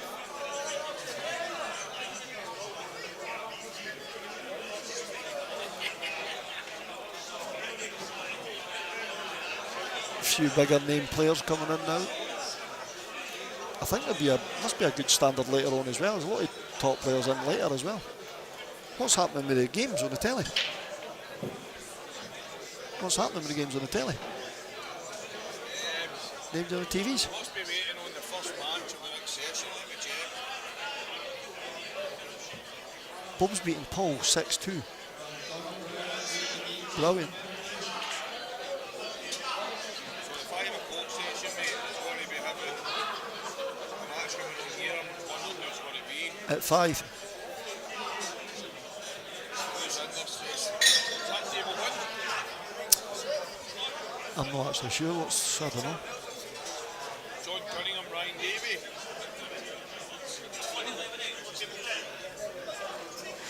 Aye, Jojo, he's proper Rangers daft as well, to be fair. I'm surprised that Billy's never had the opportunity to, I don't know, these clubs bring in people that, I'm surprised back in the day he never had the opportunities, because he was a wonderful manager, great with the boys and all that as well. I'm fantastic, how are you? Brutal. Cheers. Aye. It's No, it's earlier, Craig earlier. no, he's no one. No, seen him. 5. That's me back, guys. You're at Couple of 5? sandwiches there. Couple of sandwiches short of a picnic. What do you mean a couple? A couple of trays? There was There was 4 trays there. There's now 2. I've just put on half a stone there, Trips. Did you ever, I'm just listening to the football talk there, some of the guys, Alec Miller. Alec Miller actually painted his house as well, believe it or not. Did you really? Aye. So he was at Aberdeen when I was up there. I was only there for a short while, done my Lovely leg guy. in. Amazing with the young, I mean I was 18 and he was phenomenal. The 2 young brothers, Great with Russell the Anderson, the guys, he was absolutely outstanding. Do you know, he spent a day with us, it was a pre-season thing, obviously he was just there. Yep. I don't know if you've ever done this. So we were at swimming baths and we were standing at the side. I'd never done this in my life. I was with Dundee at 15 and 16, Aberdeen at 18, and then had a short stint at Stirling, 23-year-old, 24-year-old, and then that was me done. But I had this jumping in and out of pool, swimming pool, right, we're at the edge, jump in, climb back out, jump in, climb back out, jump in. Were your trunks on? Part of pre-season. Aye, with a trunk. But I was like, what is this? But I am not joking. 5 minutes in, You're knackered. I was a bus bob. I was thinking, But no wonder. aye, That's tough. partly something to do with explosivity in your legs, but you're lifting yourself out with your arms. It was some of the strangest pre-season I had ever done in my life. It benefited you. I couldn't argue with it. 'Cause See the thing is as well, see quads as well, your quads are a massive part of, definitely. and See, I think core work as well. Core work's where all your goodness comes from as well, and I think that's what everybody works on now. So everybody will have all different ideas on pre-seasons are bloody tough. So I've done 11 pre-seasons, and it's funny because people sit and talk about footballers and they sit and talk about the things that they get and all the privileges they've got, and by the way, it's the most amazing life in the world. Of course. But I'll tell you what, I wouldn't take a normal person to do a pre-season. I don't care how fit you are or what team you play with, unless you're a pro. The standard of pre-seasons are really tough. That's intense. And you do a morning, and it's so funny because every single day pre-season for every year that I had, I'd always go back in after the morning session saying it's impossible for me to go out in the afternoon. But I've done it. That was. Your body just gets out and does it. I had my ankles went, and I spent probably the best part of 2 or 3 years resenting and gutted that it seemed as if it was finished. And then Alan Moore, wee Murray, who Great guy, by the way. absolutely Great guy. phenomenal, and it was just a kind of chance thing. He's going, look, I'll get you fit. I'm telling you, you'll still score goals, and I'm thinking, Murray, I'm done. And my first day of pre-season was something. I mean, Big Mark McNally's there, Stevie Boyack, he's came to the Hearts Rovers as well. and these guys, guy. Mark Bradley, some of the guys that were there. That was an Edinburgh boy as well, was he, no? Mark He was at Hearts as well. He played for Hearts, but he's Glasgow, but they obviously the very first day, and about half an hour into a kind of warm up before we were doing some heavy stuff, and this is the first day, and Moody shouts me out, Stevie, listen, do you want to go away for a couple of weeks, work hard yourself and get yourself a bit sharper, so you're, and I went, Moody, do you think I'm embarrassed here? Just in case, and I went, I'm not embarrassed, mate, I know I'm miles behind. I knew that before I even came here. So I've got a target. My target is to catch up. So I'm alright. And he's like, well, do you know what, I respect that. That's brilliant. But this is in front of all the boys, and next thing they're all giving me a clap. Oh, that's brilliant. But see, every exercise, mate, it was absolutely done across country, a golf course basically, one of the nights in pre-season, and I'm last, I'm stone last, I'm miles behind. But I finished every single exercise, mate. Every boys love that, exercise. The boys love that. Come on, Stevie boy, come on. Boys and love it was incredible.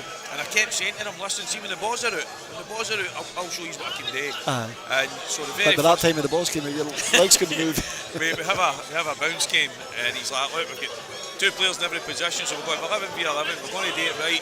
So we have the bounce game finishes 1-0, I scores the winner. And it's a cracker, wee Mark Clancy cuts it back to me, right, I put it far tap corner and I'm running to Murray. What did I tell you? As soon as the balls were out, he's like, get yourself to Did your hamstring. The next week, mate, I scores an overhead scissor kick in the far tap corner, I'm running at him again. Told you, one bit of genius to win a football game. He's seen these horns going, why the hell did I? But I was true to my mud. When the balls were out, I was good, but I really struggled with the fitness part of it. I think the years out, the problems with the ankles, it was just trying to get back. You've been there yourself a million times. It's tough. Mate, it's I'm doing loads of running now. I'm doing loads of stuff, like I did the half marathon for charity, and to get a wee bit back. But it's amazing thinking now. I mean, I was even out, I done a 5 mile last night, and it's so tough. I mean, I was a fit boy, but you didn't appreciate when you're playing how fit you are. But see, the thing as well, Billy Davis had his boxing as well, so he takes us in a boxing gym. Do you know? And you go and do boxing, and you go and box against somebody, but you're not hitting them, you're only shadowing for 3 minutes. You can't move, your body's absolutely poleaxed. The fitness levels in different sports is just a different world, where you couldn't take them to play football. Wally Lemond, obviously former WBU world champion, he fought like Alex Arthur and Ricky Burns, and he boxed with all these guys, and Wally played for Albion Rovers when he was. I mean, he played in the lower leagues, and the difference obviously between the two of them. But Wally used to speak to some of the coaches, and some of them actually said to him, Wally, would you mind doing some boxing training? And he was approached by Rangers. Lee McCulloch. Jig's a great guy. That Mother for 4 years, great boy. So he said to him, look boy, I've got you a gig. We're going to give you, I think it was like £1 a week or something they were offering him. He came in a couple of days and do it. But Wally he respected, because he played football, he respected the game so much that he was like, listen, if I had never played the game and never knew the game, I would have probably been in there with no even an eye. He's like, but I'm not going in to tell professional footballers who know how to eat right, know how to train right, what they're doing right and wrong. I can't do that. And I was like, I'm saying to him, Willie, just go in and do some hard hitting boxing stuff. They don't need to be actually throwing gloves at each other, but even if it's just the type of, you look at a boxer's 10-week, 12-week camp before a fight, the way they strip down, the way they look after themselves so that they can go and give their best. I'm like going, but he actually never took them up on it. And it's, to this day I always think, well, but he had so much respect for the game that, and I'm like, but I just think you're so wrong here, boy. You're so wrong. Get in there. And probably just a respect thing as well. No, that's it. And boxing training is huge in football. Mega. Absolutely. But what I find brilliant now is at most top clubs, no, obviously in Scotland, obviously, but I love the chambers and all that as well. That you're going in for your body to recover. I had started last year when I was doing half marathon. I started doing ice cold baths. Right. Oh my word! But I tell you what, the difference in your body, unbelievable. See, I quite like not a freezing bath. I see what the water's called. It's gonna be. That's all right for me. And the missus goes, Stephen, what? And I'm like, that's fine. Good for you, by the way. But I've never done the actual ice baths in the years ago. Obviously, you're dipping yourself in cold water and a half a bag of ice and pretending for 30 seconds. You know the script. Pre-season was but right now it's there's a thing, a page I'm on Facebook, poll or something it's called, and these guys go and find the wee rivers and streams. They've got the kind of freezing cold waterfalls, and they do all that stuff, and they've got the ice baths at the houses, and they're trying to get this routine going, and they're all supporting each other and pushing each other. Brilliant, eh? Getting the benefits, and obviously there is a lot of life benefits, never mind recovery. For anybody, life benefits for anybody. Look at the amount of people now that are in Portobello where I'm down just now. They've got it's a sauna truck, so you can actually go in the water and like you can go in and do your swimming. They'll go in and do their cold water stuff, come back out and go in the sauna. It's a thing that you pay for. Half an hour you go in the door. It's just like a wooden shack. It sits down at Portobello now. But by the way, it's massive in football now. The cold waters and.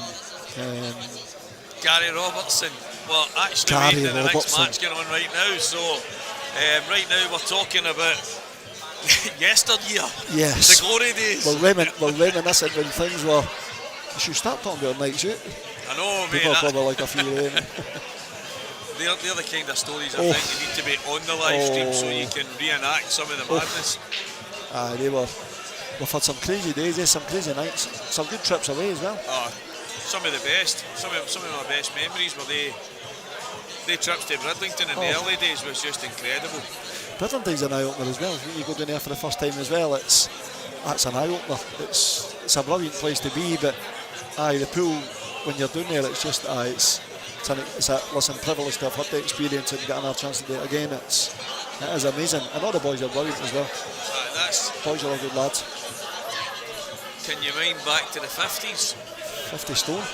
They're about 50 years old. What I'm going to have to do here, Gary, is try and remember a past life now, mate, because that's a bit too far for me. Well, I'm 51 now, to be fair. I feel about 81 when I get out of my bed in the morning. But, that's it, mate. I get up and I'm walking about like John Wayne. I remember this wasn't long ago, and the missus, I get something to go to the toilet and I hears, oh my God, old man.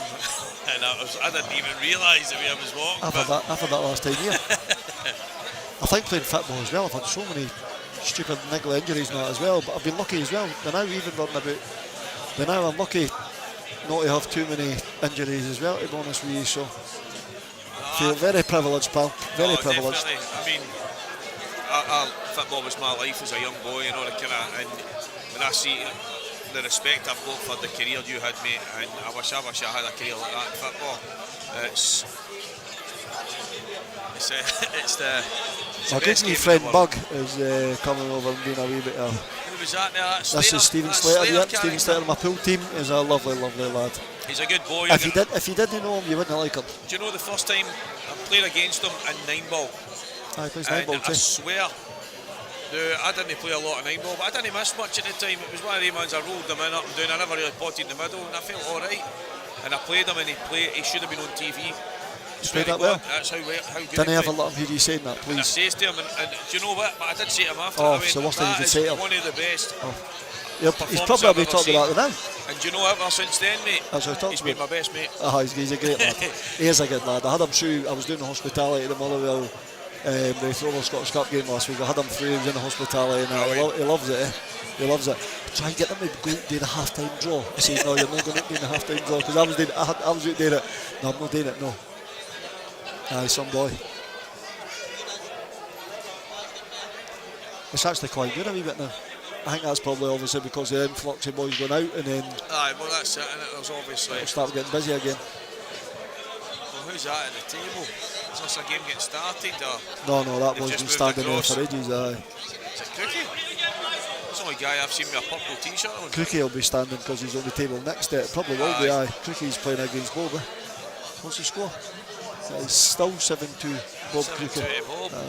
See, Paul, it wasn't a classic between the two. He actually pulled off a few good finishes at the right times and just kind of nicked in. But I'm practicing with Bob now, and I can remember, see back in the day, he would tell you as well, back in the day me and Bob used to have some great sessions, and I'd probably I would get the better of him, to be fair.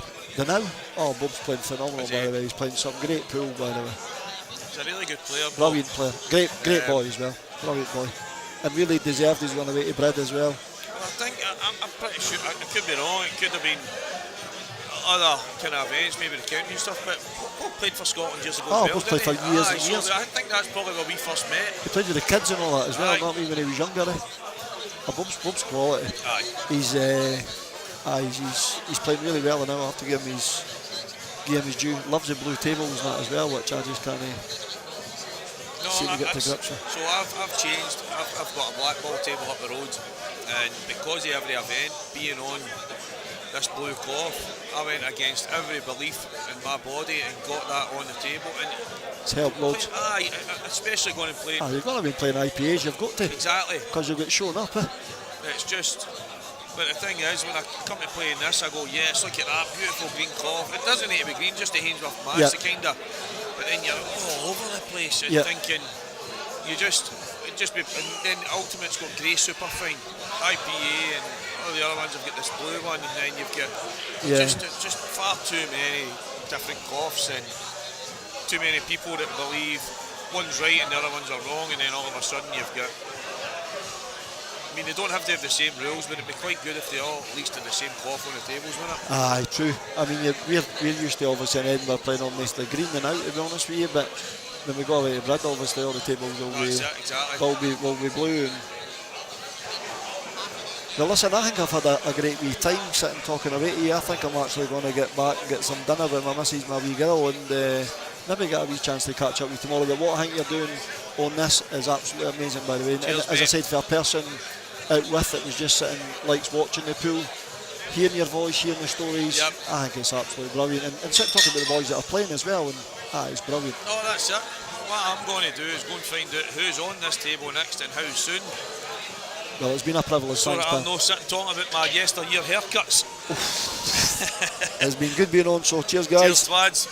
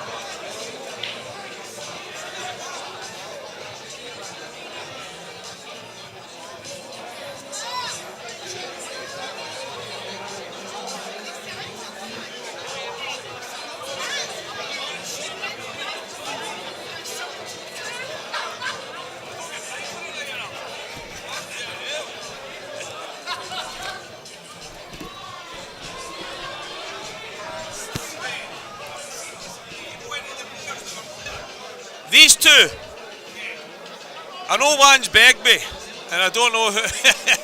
Robert Kaleo and Steve Argent, you're in it.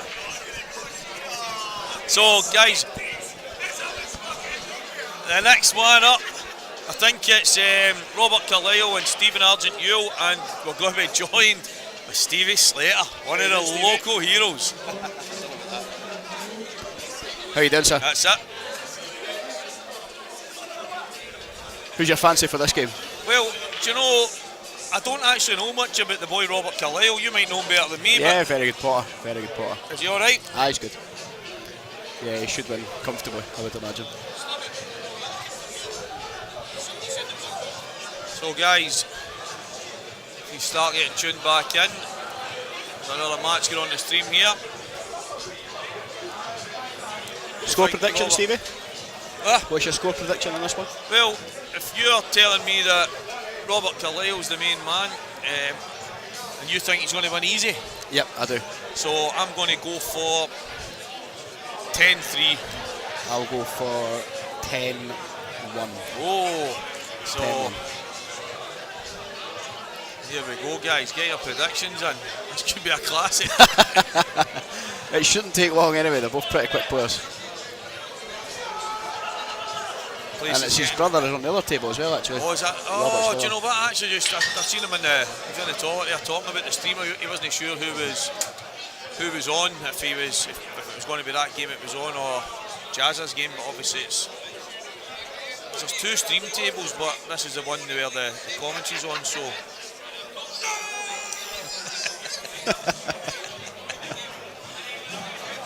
Morgan's a bit happy at the Arsenal result. Yep. Arsenal still in with a half chance of winning the league after a great recovery today. So these two guys will apparently quick players, so this could be quite exciting, guys. No, I've already said it'll be 10-1. Can I get a hiya? What the? So Morgan going crazy. Morgan again, getting a bit excited.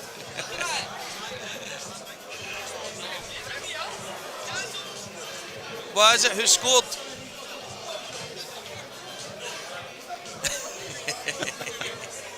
There's a lot of local lads not happy with the Slate star joining the comp team, but I think it'll be absolutely magic, guys. Correct. Here's Robert here about he's got some cushions, watch this. Cues the ball really nicely, to be fair. What is the score?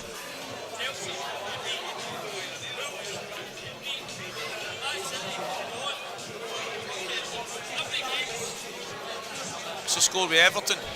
Everton are beating Leeds, I think.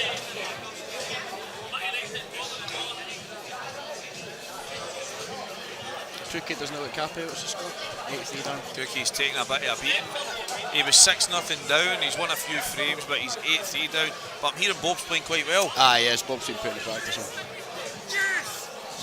Marky Boyle's in the house. The main man's in the building. He's looking sharp, he's looking fresh, he's ready to go. Here he is. Oh, here he is, a wee word for Mr. Boyle. Don't listen to him, he talks pish. No swearing on the commentary, please, sir. Thank you very much.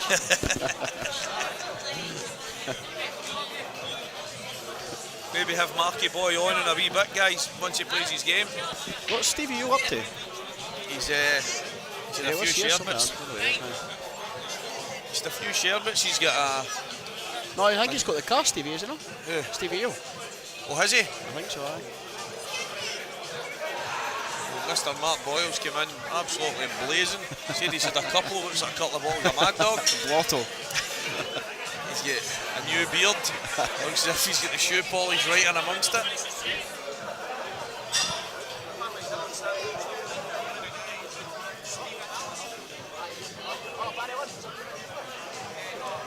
Guys, hopefully this is going to get started soon.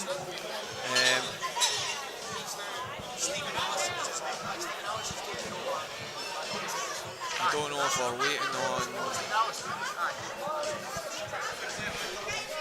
Stephen Argent, Yule. Go it, John. 50-50.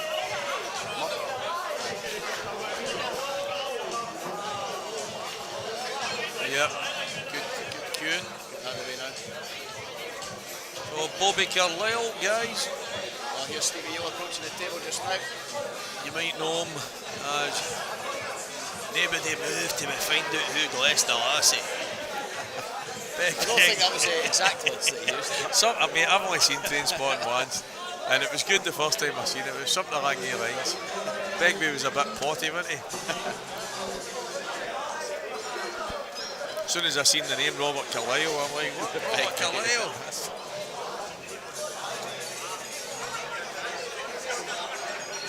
But no, hopefully, guys, this is a good one for you. I don't think it'll be long, so. Dancing competition in front of us. We've got the dancers now. And that's not me, by the way.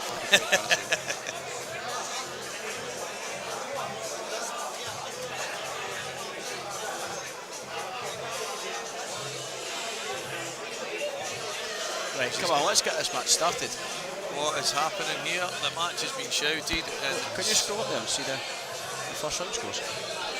Try and give a wee update to the troops. I know what you see Dunster scudding people 9-3. Ah, there we go. Do you know that boy in match number 36, John Brown? yes, I do. Is he any decent? I do. He's actually all right. Yep.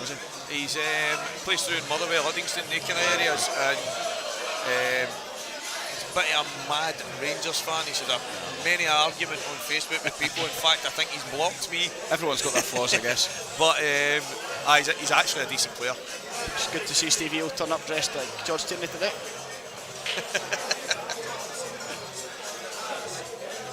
Some of the results, guys, are games that are just getting started. Jim Stevens 3-1 up, Ewan Waddle 3-1 up, Callum Baird the same. Oh, and other tables are now Mark Boyle and that just going to the tables, Jamie Burnett. Who's Boyle playing? David Reid. Mark Boyle's playing David Reid. David Reid's actually alright. I don't see him causing Mark many problems, but he's actually alright, and he's tricky first time. I think it's one of them. If it wasn't Mark, he would probably be here. No. Stevie Hill testing what the you lost, rails. mate, what you lost. Big charger there. 10 zip. Gary's going for 10 zip. I've got scores here, perfect.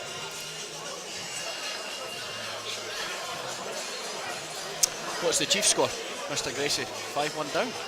5-1 to Michael Gallagher. Michael's playing well now as well. Yeah. Played him first time I'd actually met him. I played him in a Saltire, and I won 7-1. Probably the best pool I think I've played in a long time. I was unreal. But I've noticed that he always seems to be there, and he actually beat Brian Cummins the match before I played him. Nice guy as well. He just seems to be improving all the time. So.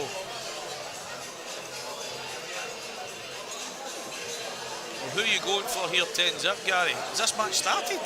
Nah, not started yet. That's Gavin Gillespie. An easy 10-0, 10-3. Can't all get the draws that Gavin got, do we? Unbelievable. What was Hibs score? Was it 2-0? 2-0 Hibs. Hibs. Not a clue. Are these guys going to start? Or? Keith Kaleo and Jamie Burnett. Should be a good game as well. Here's one for you, Stevie. Who do you think will lose the least amount of frames? Robert Kaleo or Jamie Burnett? Oh, well, do you know, as I say, I don't know a hell of a lot about both of their opponents, but I'm going to say the guy that will lose the least amount, let's throw it out there and say, I think Jamie Burnett. You think Jamie, okay. So you think Jamie will lose the least amount of frames? I'm just guessing because I don't really know much about the opponents. That's probably the bet, Here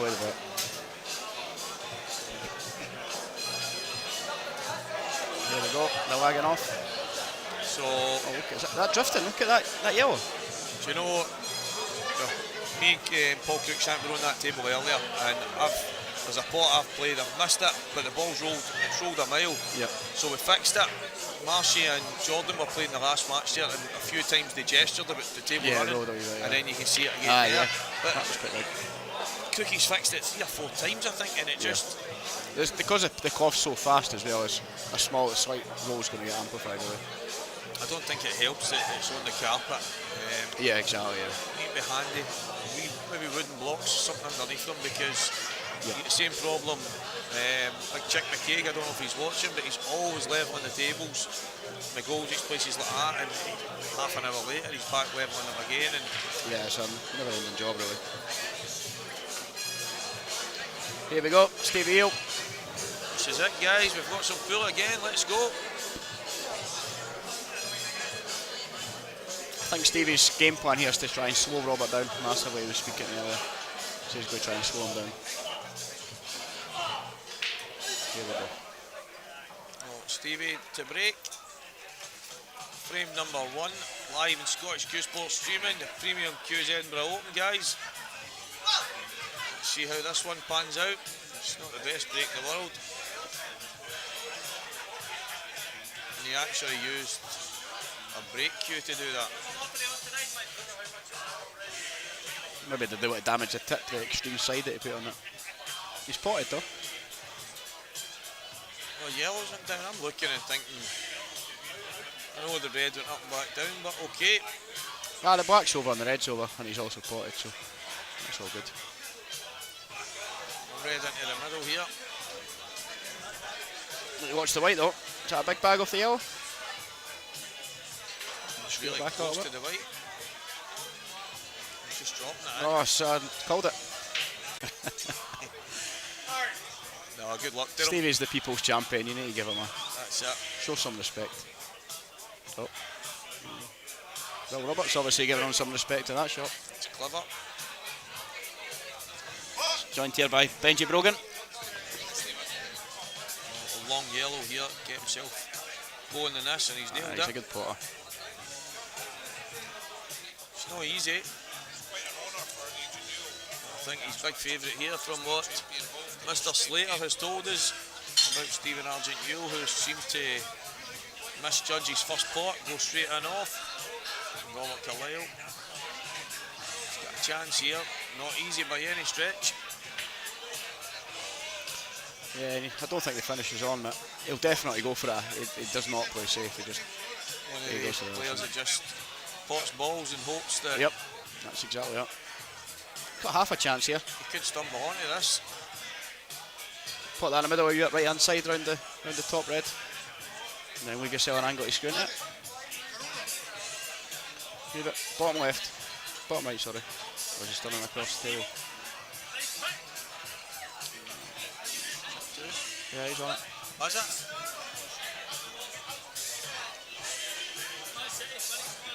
Benji's going to do the stats for it. He's going to count the missed pots. So, no missed pots yet, but Stevie O's bitten off once. You can do that, I don't think. We'll go for the amount of safeties that Robert plays as well. Just chalk it up at 0 now.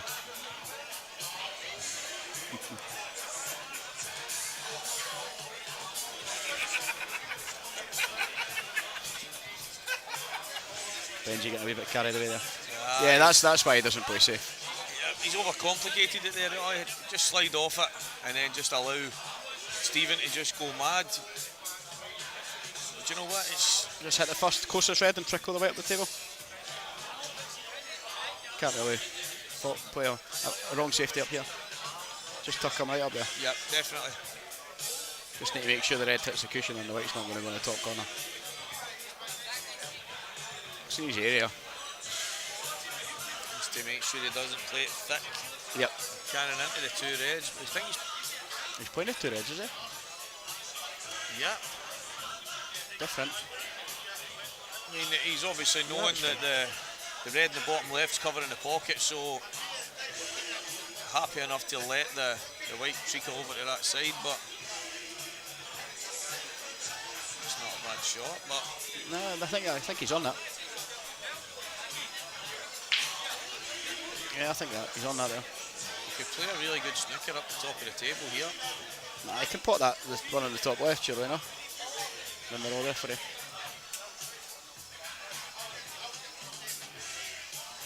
Depends what he's feeling, I guess.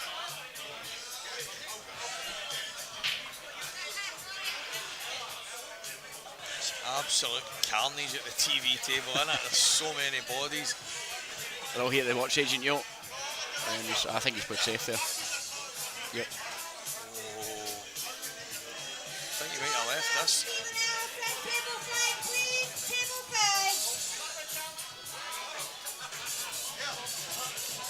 A bit of a squeaky voice there, guys. I have no idea who that was. I have to receive a phone call, 2 seconds.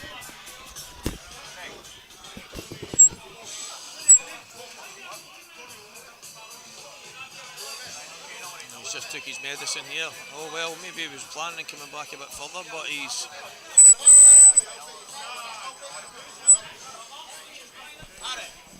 Go tell him Greg Doyle's running 5 minutes late.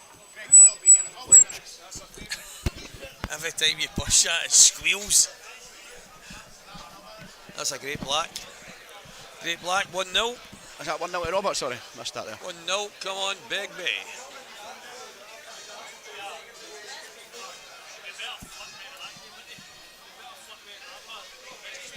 Yeah, once this game finishes, we'll flip it. We can try and flip it over.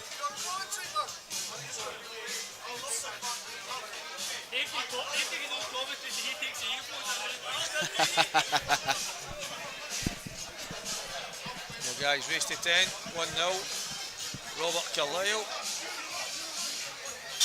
And I'm pretty sure he's not tired of hearing the Begbie thing. Can't even think for the life of me the amount of Robert Kaleo movies I've seen. TV programmes, and the only thing I ever remember is Begbie. It's probably his most famous role, really. Well, 1 frame to 0, guys.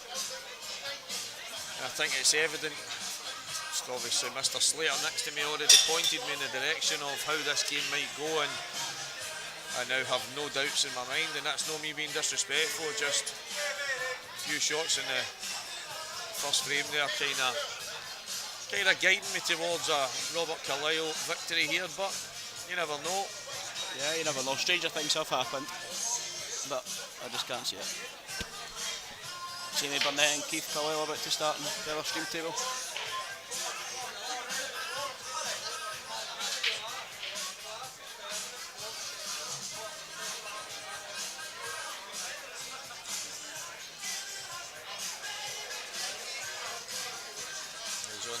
Here. It's quite a wee tricky wee cluster at that bottom right there.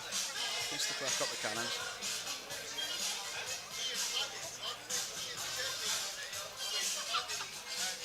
9-4, Bob Murray against Paul Cruikshank. Michael Gallagher 6-1 up in Gary Grayson. Now Gary's been playing great lately as well, so just shows you the level Michael's playing at. Michael's got a black ball table in his house, and I think he might have Hainsworth match on it. So that might show you the evidence of having the comfort of that cloth in his own house, because he's absolutely buzzing. What cloth is it you've got in your house? It's 861. 861. What do you prefer? Hainsworth match. Yeah, just my favourite, definitely. We just don't get to use it down Glasgow anymore, and yeah, right, Saltire IPAs. Even the counties nowadays. It's not for me, but it just seems to have taken over for the foreseeable. Yeah, so I prefer the match, definitely.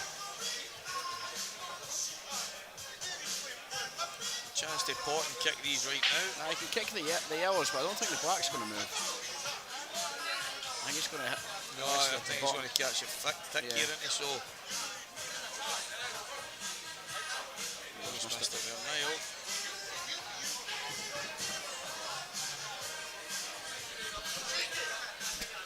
Got a chance here to play the. I thought he'd maybe play the bottom left and bash into them now.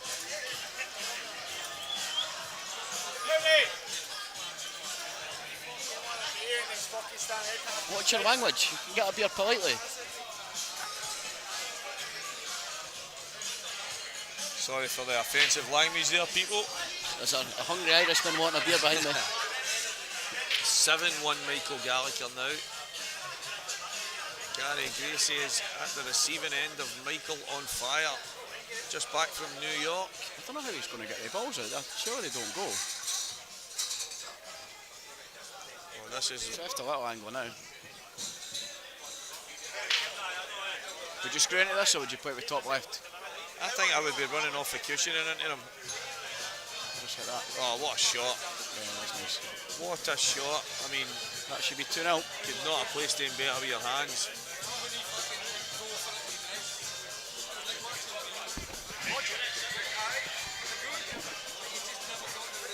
Yeah, I know.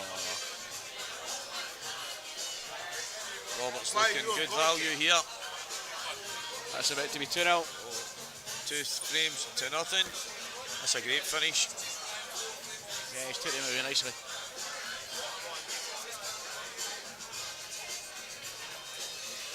This could be a cricket score.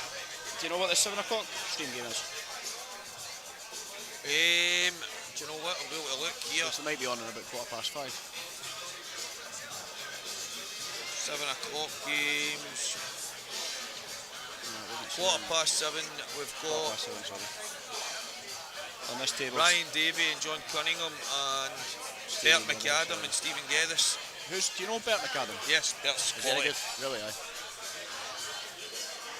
Contender to win it, quality, or? He's the kind of guy that he's quite solid. Plays a lot. Where's he from? He plays in Motherwell as well, but he is really solid. He's the kind of guy if he gets a wee bit of run going, he could go really deep. See if he'll have a bit of Goes tap the off back the here. And do you know what? That brings back memories. Billy Stirling at the counties. We fought back against Central Ayrshire. I think we were 6-0 down, got back to 6 each, and Billy went off the back and went straight in the bottom bag. We lost that frame and lost the next one, and the party was over. And that's all she wrote. And that was him trying to make sure by tapping the pack. I don't know what Stevie was trying there. I don't know, was he trying to...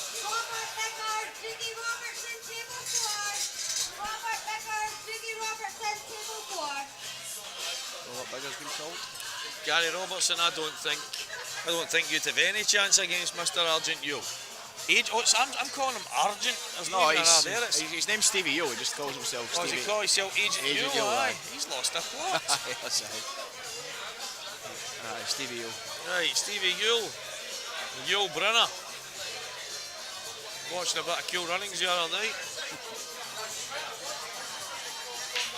Right, so Stevie Yule.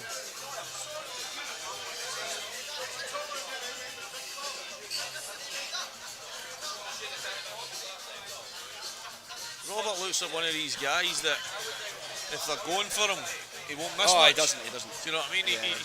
You need to try and slow him down and say snooker him and just get him not on his flow, because when he's in the rhythm, he's pretty good. He's pretty good to watch as well. Very aggressive. I think he can just top this through and play the middle red, bottom left. I don't know if the one at the bottom passes into the left, but he might be able to force his way through. It's pretty tricky. He's gone down for it. Unless he's playing... It's perfect to run that at the top and just come across through the gap of yellows. Yeah. Well, it must pass. He's going to play it right now.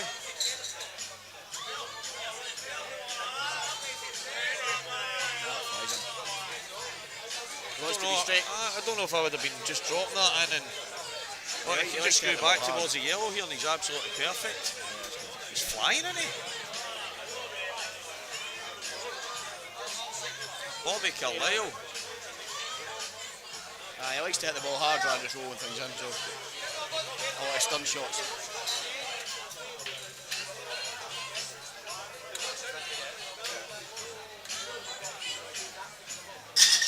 Thinking a couple of hours this place. Depends how many bevies he's had. He likes a pint, does Robert.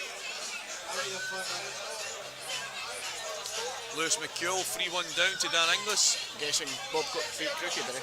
Mark Boyle and Davy Reid, 1 each. Aye, Bob must have got over the line against the main man who's running this event, Paul Cruikshank. Deserves a lot of credit. He does. He sits here, it works. Yeah.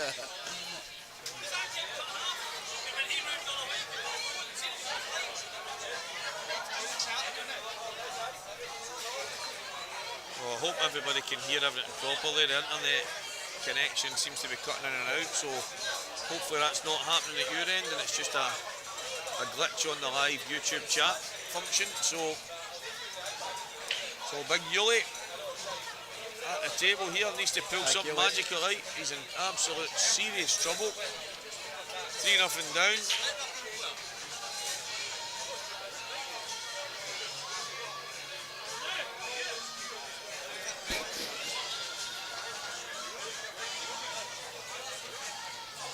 Try and screw up right now. I don't know if he's got the perfect angle here.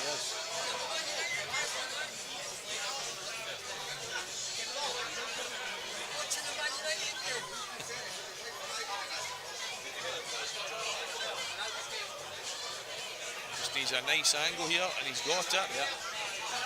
And he can use the reds in the top right hand side of the table here just to cushion the white. And he's decided to go straight up, and that is a mistake. Try to go for the double here. Yes. No. Just telling Twads, we're on here and we're talking about you. I said the first time I met him, I played him at 9-ball in the ballroom in Glasgow, and he should have been on TV. One of the best performances I'd seen. He's like, don't tell him that. I do actually remember that. Don't tell him that. I'm sure Charlie Shaw said the same. It was the first time I'd seen Charlie Shaw. It was unbelievable. I say, it was one of their performances. If it was on TV, you would have went. Just did not miss. I think I got drilled the next game. That's why I'm not on the TV. One good game every few is not enough. Always the same. Oh wow, that's a great cut. Is that in? Yeah. No, it is. What a cut. Mr. Greg Doyle's in the house. You're away. Oh, just as well. Just as well. Do you know what? I don't think that's a bad miss. Obviously, the white going in tells you it's not that. No disrespect to Mr. Yule here. It's not an easy finish, to be fair. Black's over the bag. Destruction derby, guys. People leaving cues all over the place. Now they've all fallen over the floor. Bouncing this black out. Anybody wants to buy a broken cue, come to the Shandon. I think you'd been better off busting that black out rather than trying to take the bag. He's got his work cut out now. I think he can just roll up, that the one he's pointing to. Just needs to touch that. Yeah. Touch the right hand side of it. Don't play the one inside towards the bag. That's it. That's rolled off. Oh, he's missed it. There's no way he's played it that thin, because he's going to have to hit half ball to play the snooker. Yep. But it's definitely rolled off. I think that's what they're saying. Telling you, Stephen, that there's been serious issues with this table all day. It's not ideal. I was playing on our table earlier and I had a couple of small rolls on it. It's not great. But Cookie does his best job. No, listen, they told him he'll fix it straight away, I guess. I just don't. I mean, it might have been that he's played it a really bad shot, but I cannot see him playing it that thin. Yeah. I think they were talking about it as well. Robert away through it with Carnot to grab a pint. Mr. Ferrier's on it now. Mr. Ferrier's walking with four shots? 4 Jaegers and vodka iron brew, it looks like. Yep, he's queuing really well, Soko. Kaleo 1-0 up. He looks unplayable, to be honest. He looks absolute class. And Michael Gallagher 8-1 up on Gary Gracie. Soko in the house. How you doing, Soko, my man? Keith Kaleo 1-0 up. I think that could be a bet beat already, by the way. It's looking that way. 2-1 Mark Boyle. Greg Doyle, Gordon Angus. John Brown is 5-2 up. Greg Doyle, Gordon Yeah, I'm Angus. expecting. He said he was half decent. I expect him to be York. He's alright. He can play.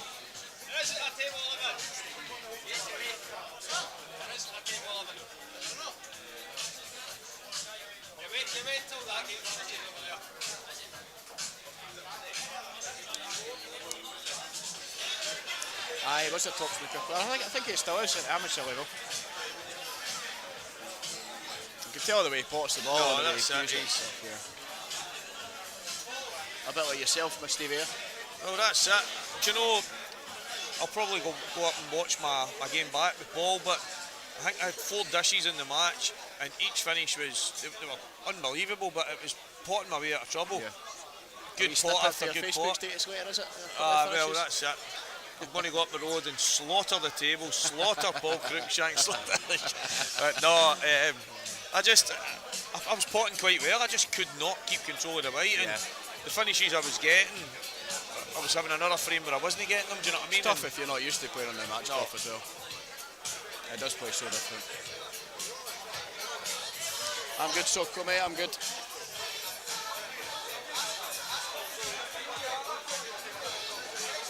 Good to see the viewing figures flying up. I know that's a 3, but magic if it was an 8.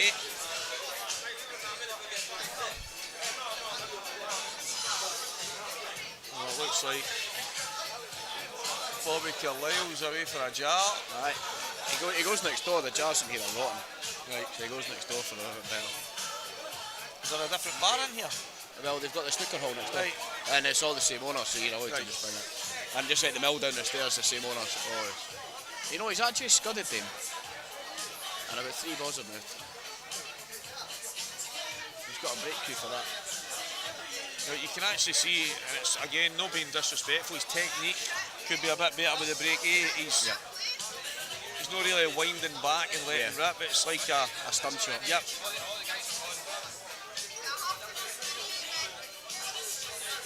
Just needs to activate destroy mode, this Agent Young. Just had a lady over approaching Craig, asking if she can get her name in the tournament. Oh, really?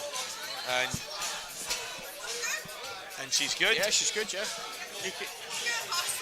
I think this game will be finished before the next game's scheduled, so you can be the entertainment if you want. She's a hustler. Oh, she's sitting next to me now. Oh, she's sitting right next to me. Right on Stevie Boy's legs. Yeah, that's the yellow, yeah.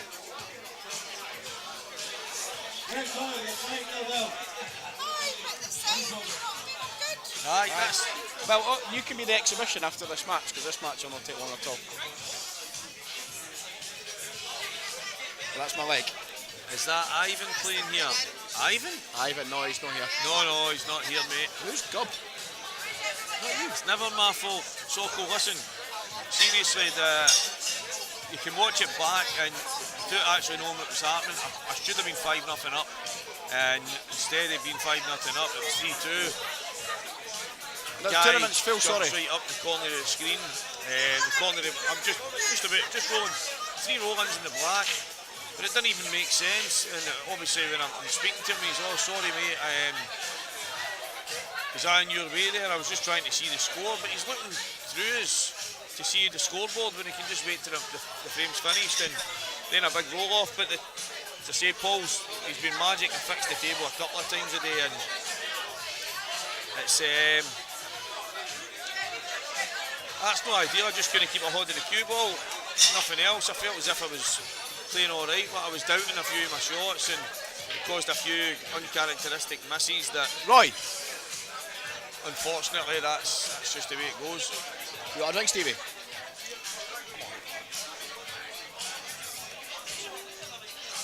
And get yourself one. Aye.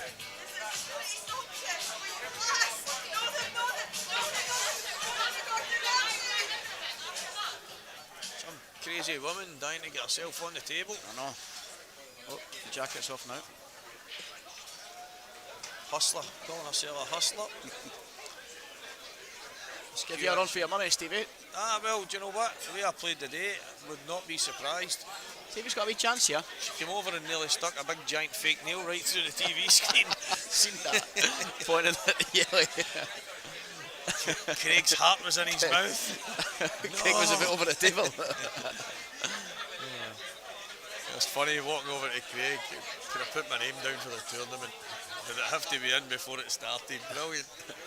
Would you play the bottom right here, or would you play the bottom left and screw up and play the plant? Do you know, I think I would play the bottom right first. Yep, and play the one in the middle. Yep. I think he's just, he just wanted to pot it, I think. Because even if he did play the bottom right, he could have then took the one to the bottom left and came up and played that same shot. Yep. And if he's got the right angle, he could stun up past the black, or even run putties. He's in a wee bit no man's land here. And probably if he's a wee touch better, he could take the yellow into the left middle. And They might have to play the plant on the other yellow here. and just push it down the cushion, take the bag a little bit. Don't know what He must have been playing to come up for the plan, but obviously to play that shot now, he's going to kill the black. Yeah.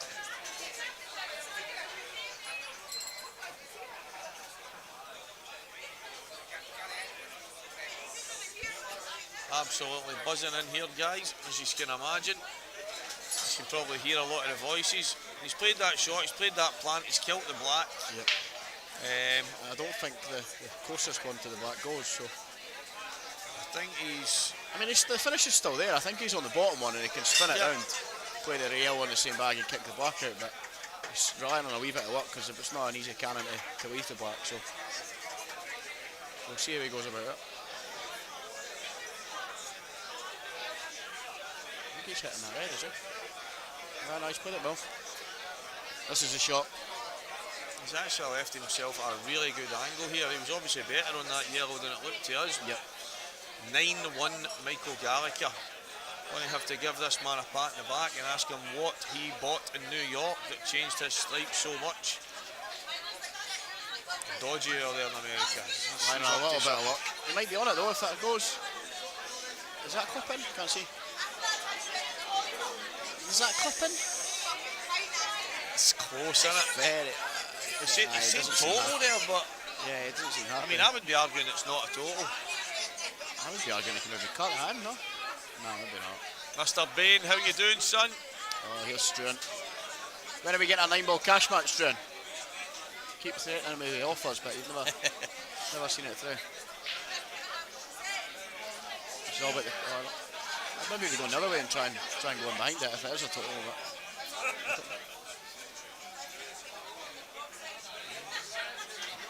yeah, it's good. It's obviously it was a total there. I didn't look at it Looks from our like we angle. could see an edge. Yeah. Obviously we've got the VAR here and these guys at the table. Their eyes are obviously painted on.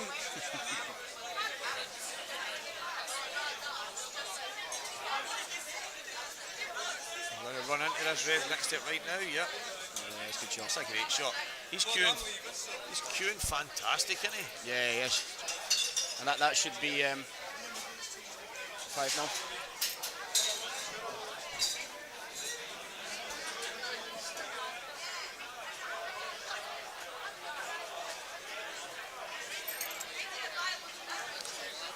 Me and Morgan's supposed to be going to Fazenda at 9 o'clock tonight, and I'm trying to get out of it, but he says like me and Morgan's maybe going to Fazenda tonight at 9 o'clock. What's Fazenda?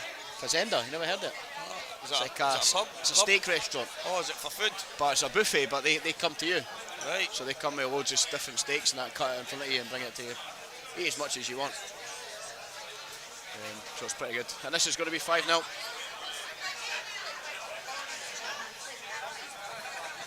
if Stevie Yule doesn't sharpen up, it's going to be 10-0.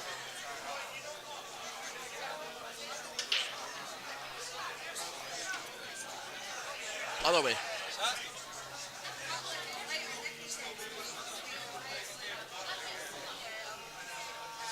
Aye, move it back. That's it. Just so I can see that other stream.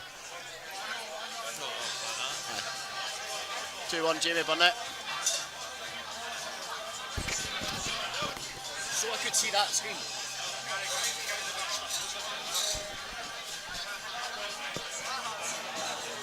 5-0 here, guys. 5-0. Next match, what is the next match scheduled? 7:15, is it? The next TV match, 7:15.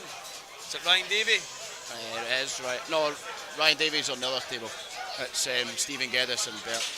Table 1, Ryan Davey and John Cunningham. Oh, so it is, aye. That could be an interesting game. Yep.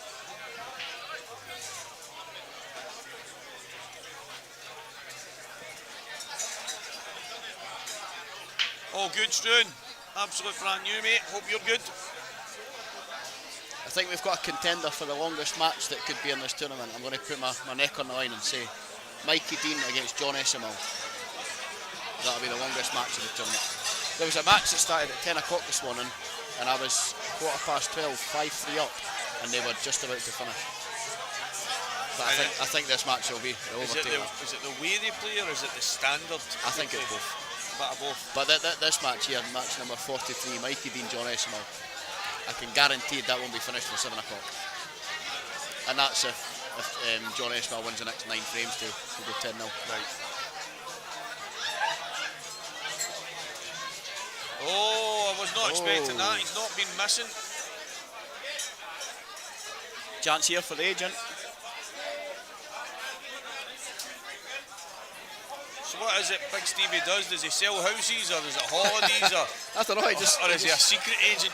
he just came up with the nickname, Agent Yo, one day, and that's sort of stuck. Hey, check this big guy for a wire. Gary Gracie's 10-1 down. Oh, he's been beat, yeah, 10-1, Gary Gracie. Yep, Soko, I mean, I think it's probably the case of he was playing you, so he was full of confidence. Not being very disrespectful or that, but... Was there only 32 players in that event, was there? And you were playing really well, so... 3 breaks over 80. What start did you get? What was the handicap? Or was it all off scratch, mate? That's a serious question. I know Mikey Collum runs the handicap events. Or was it just a... Do you know that's something I've never actually played in a snooker tournament? They have handicap tournaments next door quite a lot.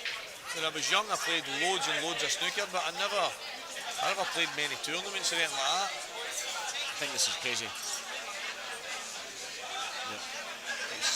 At least he's luckily managed to kill the black. He might be able to get I it think out Robert right will now. get that out right now. Yeah, he is. Loading up. Yep. All Scottish tournaments off scratch. Gary, that's what I was asking. Is that the main like Scottish amateur events? So basically, the handicap events would be if you were going to run an event yourself and hope to fill it with X, Y, and Z guys, just to make it a bit more fair. Then.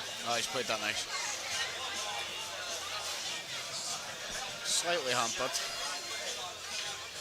Okay, mate. Cheers. Wasn't sure. I've seen quite a few. To be fair, I wasn't expecting any of the main kind of tournaments to be like handicap and stuff, but I know I wasn't sure what kind of tournament Soko was playing. Mate, you're handy with a cue, Soko. It's just every time I see you with a cue, you're fighting. Chance here for Stevie. He needs to Get a take frame one on of the these, board. doesn't he? He needs to take one of them. Yeah. Jordan Shepherd and Craig Marsh there. A bit worse for wear. Yeah, They've been on it since two party animals. since yesterday.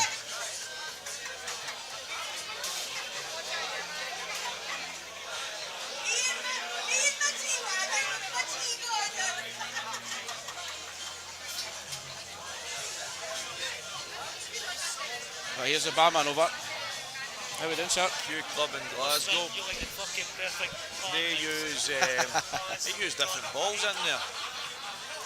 Probably the right kind of snooker balls, to be fair, but some places you can't screw back an inch, and then you get into another club and you seem to screw up and down the table 10 times over.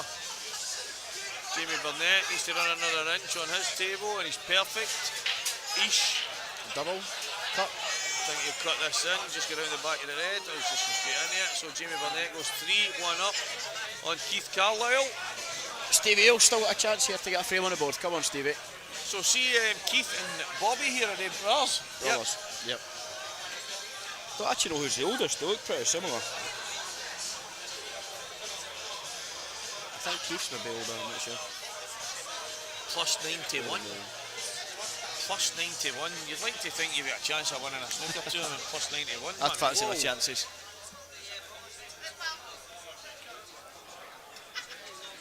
I think so. I mean, I'd be expecting to beat Ronnie O'Sullivan. 91 he'll start. Was he on that? Can you see for that other camera? I angle don't if think he's he's on on it, mate. I think he's He would have jacking played up it by here. now, yeah. Yep.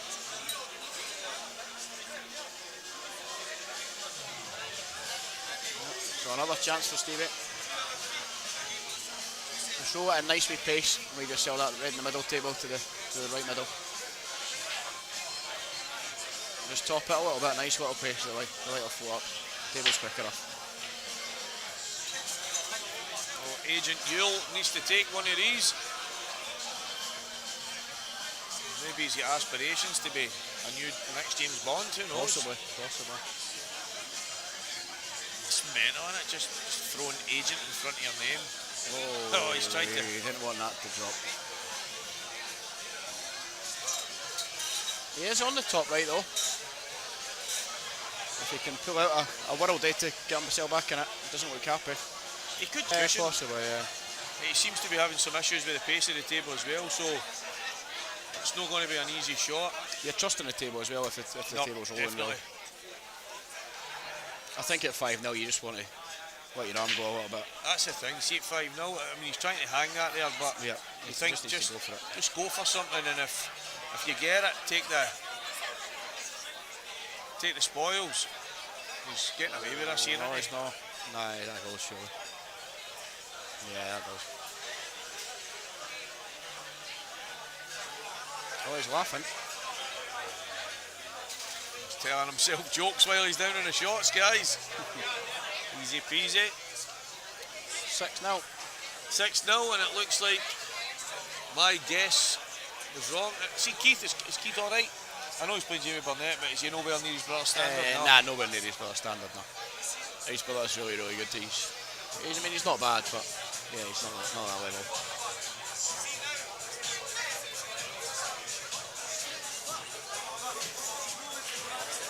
Keith was a DJ last night in here for the exhibition. He was a DJ. Had the place rocking.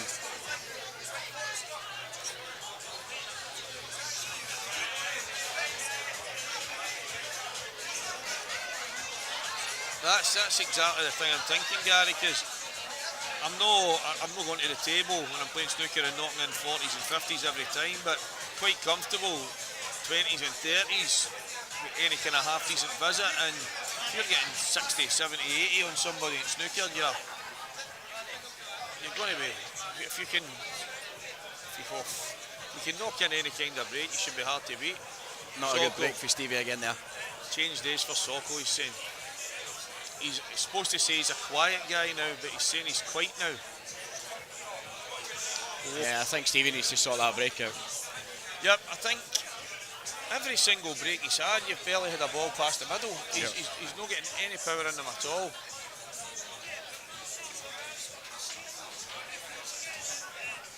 He wants to go reds here, but Yep, he's not ideal. Can maybe cut the red in the middle and yeah, maybe might open things up a bit more for him. Or is he going to try and slip that inside? Yeah, a double kiss. That was actually a lot easier than it looked on the screen.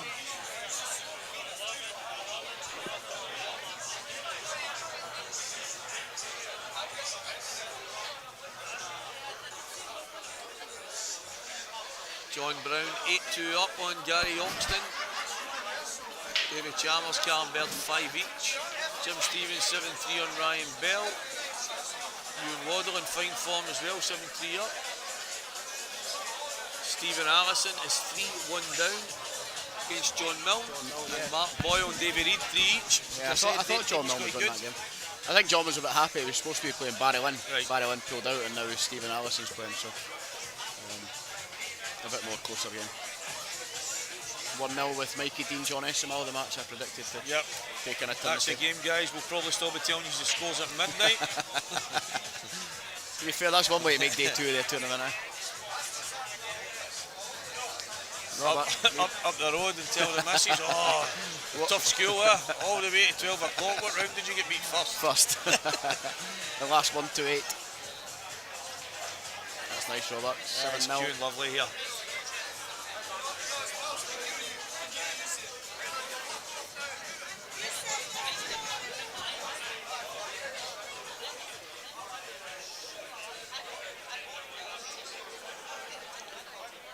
Soko, I've seen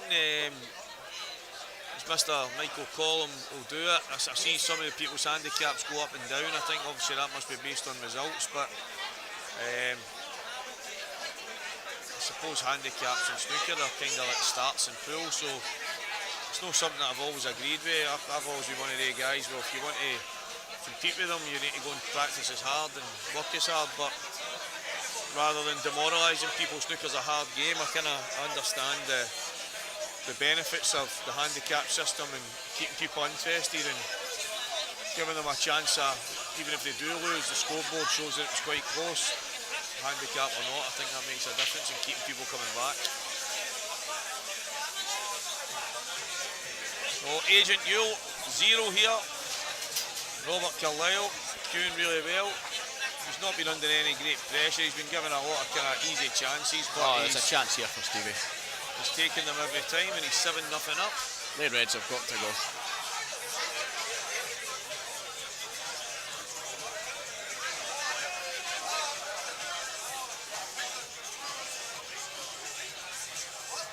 Oh, he has to take these. There's no doubts he has to take one of these. Yeah, he has to. He's been given a couple of opportunities. He's just not stepped up. I think if he wants to, if he's not confident, he could take the red that's closest to the left cushion now, float it down there and give himself a little bit of insurance if things are back, rather than potting it in a meaningful pot. But if he's confident, he'll just take the reds at the top, come down, take the 4 reds and then the black him. Just whatever way he sees it. Unless he's maybe going yellows. That's, I mean, I think he's looking at yellows, and probably because of the red, it's close to the black spot because it doesn't pass in the bottom left. But you've got flies in the bottom right next to the. Well, to be fair, I didn't know that actually planted, but no, same. But I mean, obviously, the both of them would have went in the middle at the same time. But he's now actually up against it. Yeah, it's not ideal. Unless he maybe wants to reroute and go Edge.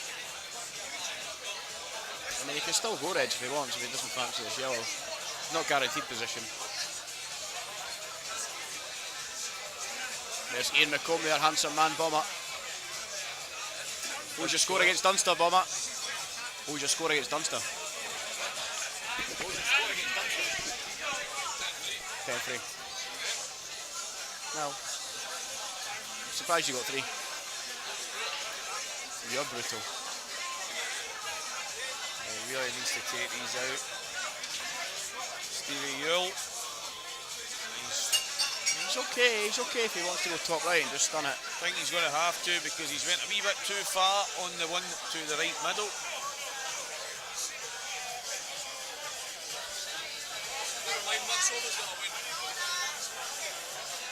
I think he should be able to just push this in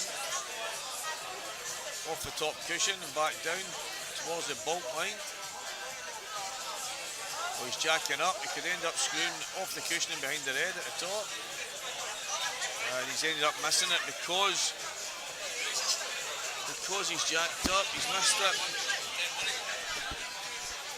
And this could be 8-0, guys. Yeah, I think this is going to be 8-0. Jamie Burnett's 4-1 up now.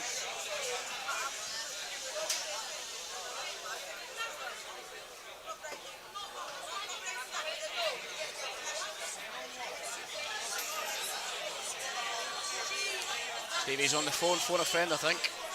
Or maybe a taxi. Maybe getting on to his MI5 buddies.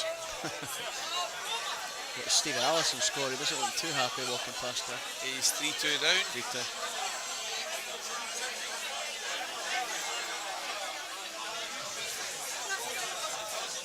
Must have been a good shot here. Yeah, I'm thinking he was trying to give himself an angle so he could go back up, but it's a bit thin, but I think he might really go for it. Not ideal.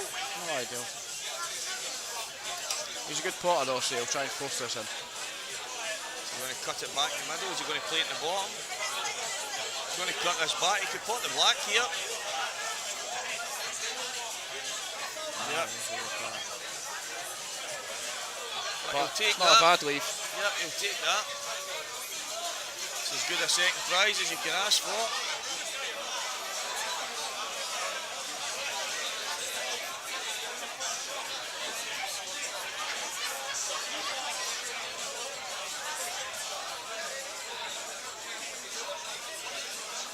Scottish Q Sports live streaming. Premium Q's Edinburgh Autumn. We're in the Shandon, everyone. Paul Cruikshank, take a bow, mate. You've done a great job getting all the tables sorted, getting some of these players here. field is loaded. Not just us two playing. There's guys like Sheppy, Craig Mars, Goobsy, Dunster, Ryan Davey, Boyle, David McNamara. Yep, some absolute class acts in the event, so he's definitely done some job.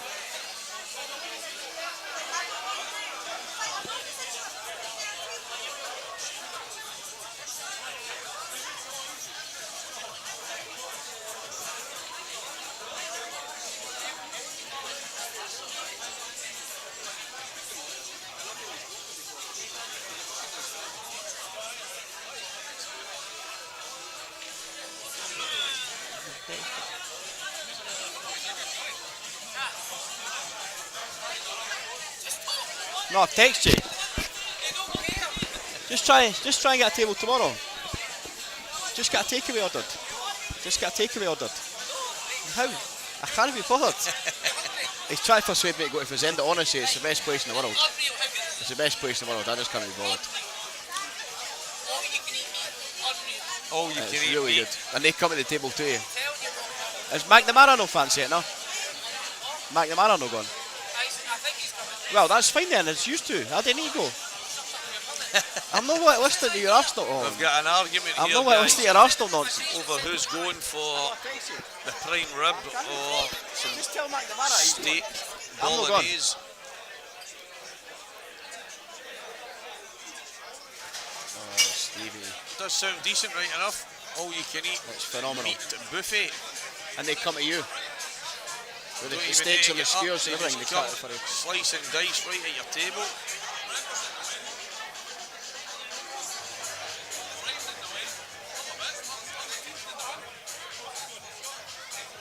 Played that well. It's obviously a lot easier than it looked to hold the white.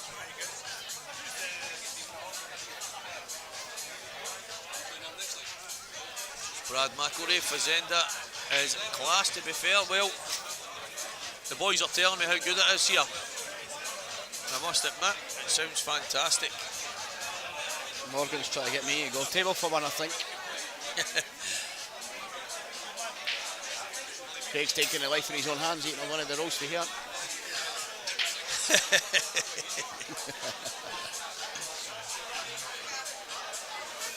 What did I say? 10-1? 10-0 did I say? 10-1 I said. You said it, yeah, I said 10-3, not knowing who was, and you said, well, you think probably Don't know 10-1. who Agent was. And it's looking, yeah, it's looking like nothing but Looks ominous. a 10-0. The thing is, see it 4 and 5 and 6-0 down. Stephen Yule has had numerous chances, and he just seems to be pulling out. Oh, he's doing it. Rather He's than going for having this a break go. again. I don't know what the logic is behind that. I don't know. Now, I've not seen enough to see that he's a top fudger. Nah, that was So- quite a hard break though, wasn't it? No, that's what I mean. So I'm unless he's planning trying to tie it up and Maybe, yeah. play that kind of frame, and then when he gets the chance, take them away. But I mean, he's actually left a chance here on these Yeah, years. it does, aye. He'd been better playing the Dunster tap break.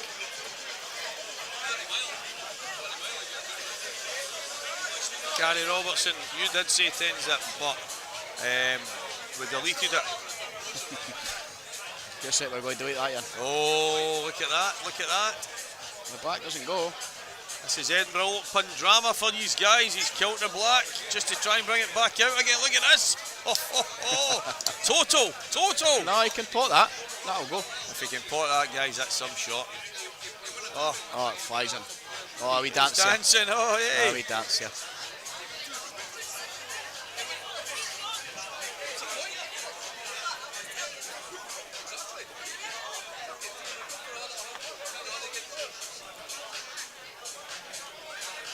Ian McComb looking as handsome as ever.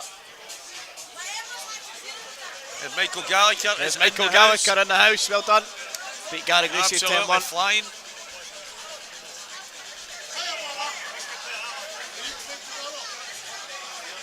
And That's 9-0. Are the next opponents in, or can we get them straight on the table?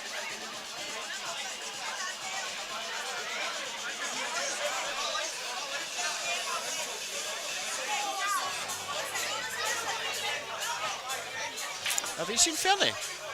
No, in fact, He's playing Ferrier. I thought maybe they're only 7:15. Ross Fernie, 7:15. He's been. Mr. Cunningham. Are you rough? Rough.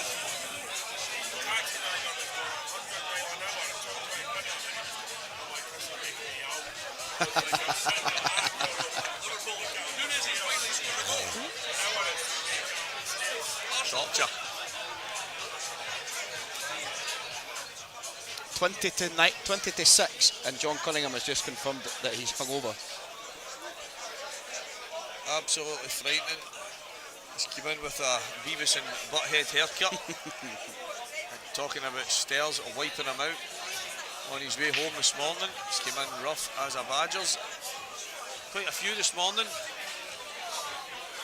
I think they were on the wild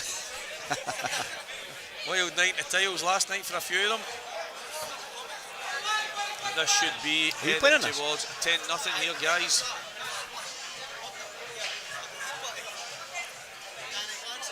Good. I think he's landed snookered here. I think he's snookered on Mark both. McGregor's a bit.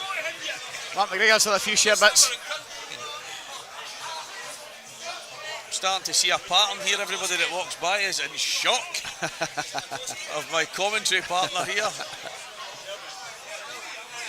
Oh, right, Stephen. Come on now. Come on, Yuli. This is it. You know he's actually left-handed. He's just going to start playing proper now. That would be some story. I swear I would write a book if he did that. Just flipped his hand. I'm on dished 10-9. for fun. What the? Fancy him to take these away? I mean, I'd like to think that he would just go down swinging. Yeah. But I've got a feeling he's going to just touch this over the bag. Yeah, I know. He's on the ropes, he needs to start. No, it's alright. He's on the ropes, he needs to start just going for things, being a bit more aggressive, quicker, playing quicker as well. And then if he rattles off 3, 4, 5, then who knows?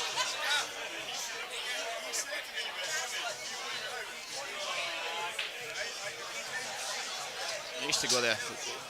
The confident shot, confident shot, top right. And then he's on the ball to the left middle, and they all go from there. I think he's trying to play safe again. Oh no, he's right. Every time he's trying to play it, he's trying to hang it. He's trying to hang it. He seems a bit annoyed with himself. And he's played it at some pace to hang it.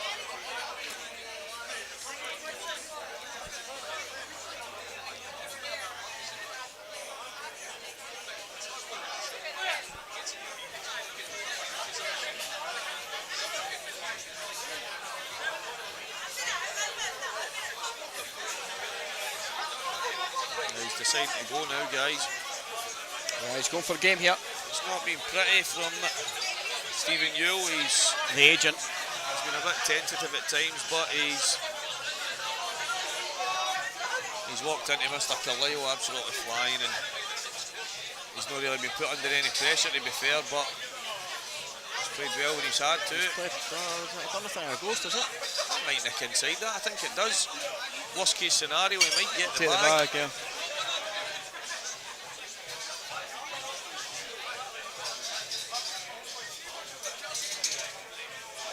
Big shot here, 9-0 down. If he wants to sneak a frame. Oh, he's taking the bag though. There's a white going. That's okay. Yeah, he's okay there.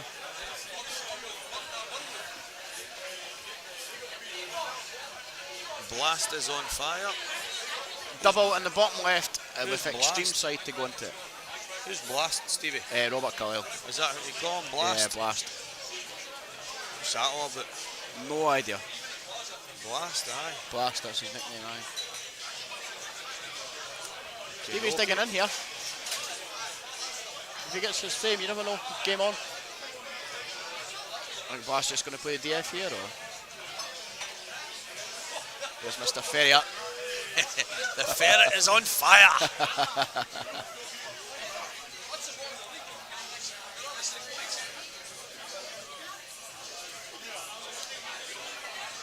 If he drops this one down the rail, he's big favourite, and Liverpool's just scored again, 2-0.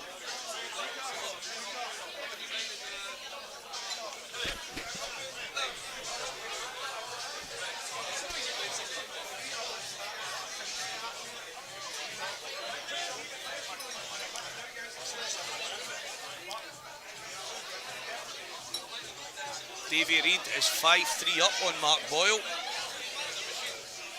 That's a surprise. You were asking me about Davy at the start there, and he honestly is a handy player. He doesn't claim to be a superstar of any stretch, but he can play the game, and he's obviously shown that against Mark Boyle. Yep.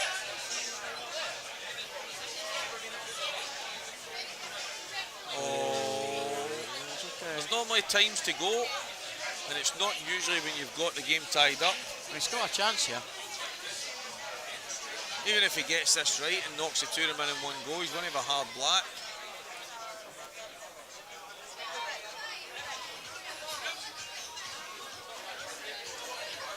He's not got it, and the white's in off.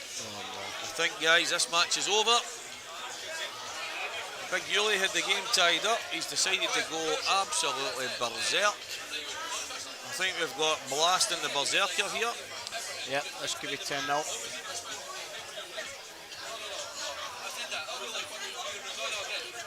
Jamie Burnett 5-1 up. And Keith Kaleo. Come on, keep rolling. Keep us in the match. Oh no. Nah, 10-0. Stevie Hill smiling away there. Oh, that was phenomenal showmanship there. Wee boy in the corner's happy with that. I think he's won the tournament, has he? Oh my word. Has he won the tournament, has he? Hey Seems a bit guys, happy. line up outside with your water balloons and pelt him for that.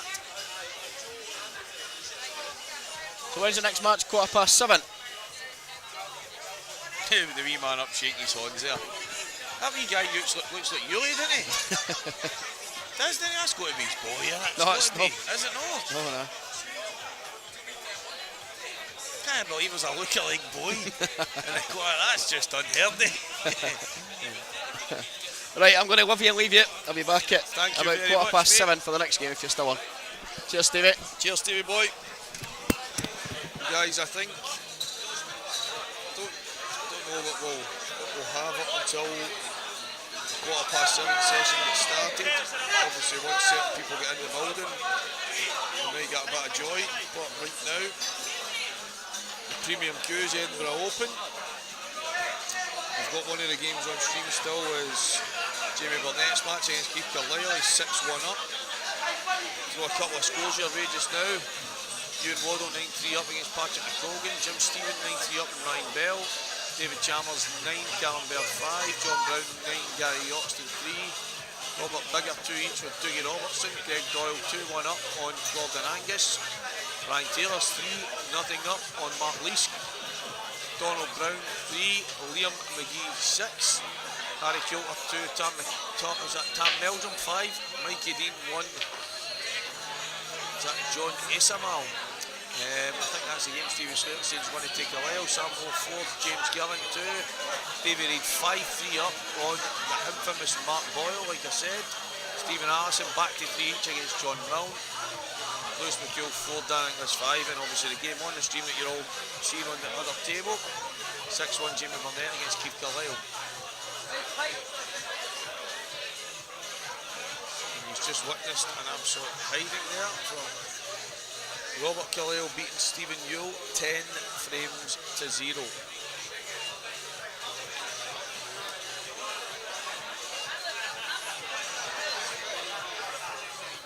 Guys, hopefully another game on soon for you. You should tune into the other stream table right now.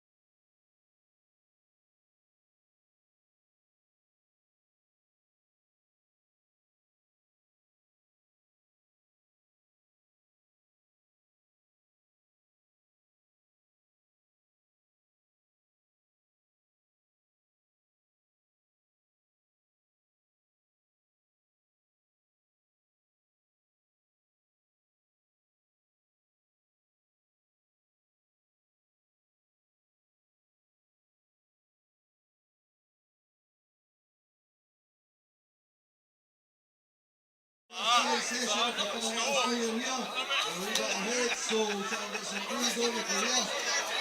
I seen him get out and shake Robert's on, and I went, son, Stevie's boy, he's boy. I was really bad there, but there's a positive to come out of that. I will get Mongols to play me for cash now. And you think I'm joking, mate? See when the ball was up the top and you missed. You went to just play the snooker. Did it roll off? Aye, mate. The table's no perfect, like I'm not gonna lie, but aye. I just rolled it dead weight, right, and I thought, right, I'm perfect, I'll just roll it behind it, and then he was going to have a harder shot, but as soon as it rolled off, I'm like, oh, that's that, but can't even play safety in my head with him. He was going to kick my arse anyway, he was a fucking good player. Definitely, he is a good player, he could well there, but I noticed that, especially with that shot. I've never seen my standing close to the time at Benny if the really shite players fancy playing me for cash. Straight away, What's your name, big man? Nice to hear the commentator, boy. Aye. Right, let's get on this.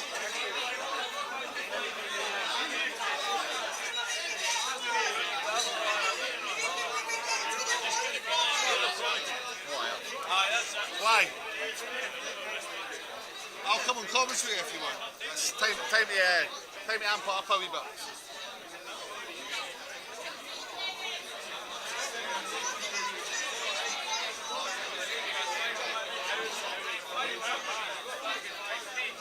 How do we go on commentary?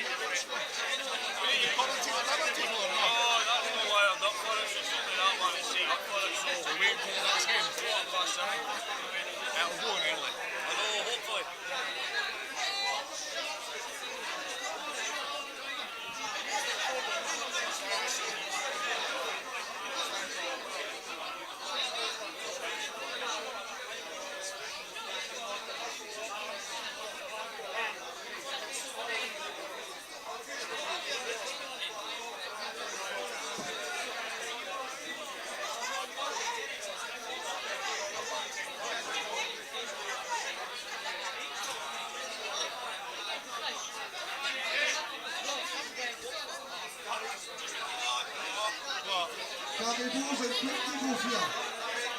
What's up?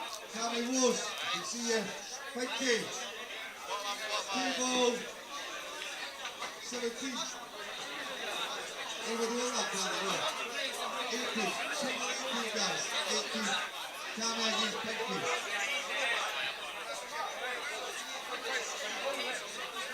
John and Ryan's in next game on table 1, eh? Aye. No, I'm not, there's not any commentate. I'm going to commentate. 100%. I'm going on the commentator, like. I've never really watched streaming before. If you're commenting, I'm going to listen to this. Oh, he gets what he's talking about. I'll just be a dick. Just don't say I'm going to. Stevie, Shake my finger. Shake my finger. are we going to get any Agent U chat?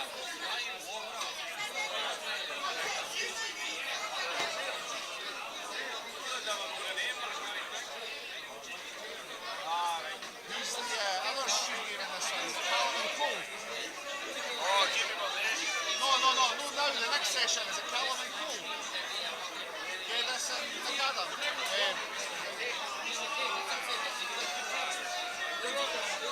What happened with David McNamara earlier? Did he just stay a million or did he? He got 10 out 10, I didn't expect that to happen.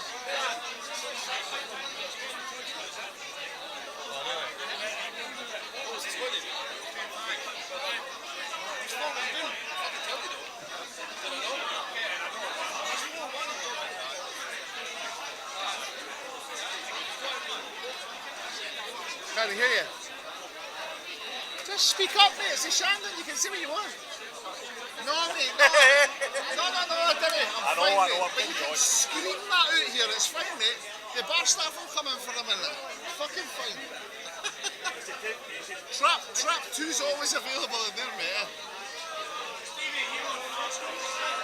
Correct. Slaughtering you. Did you see my?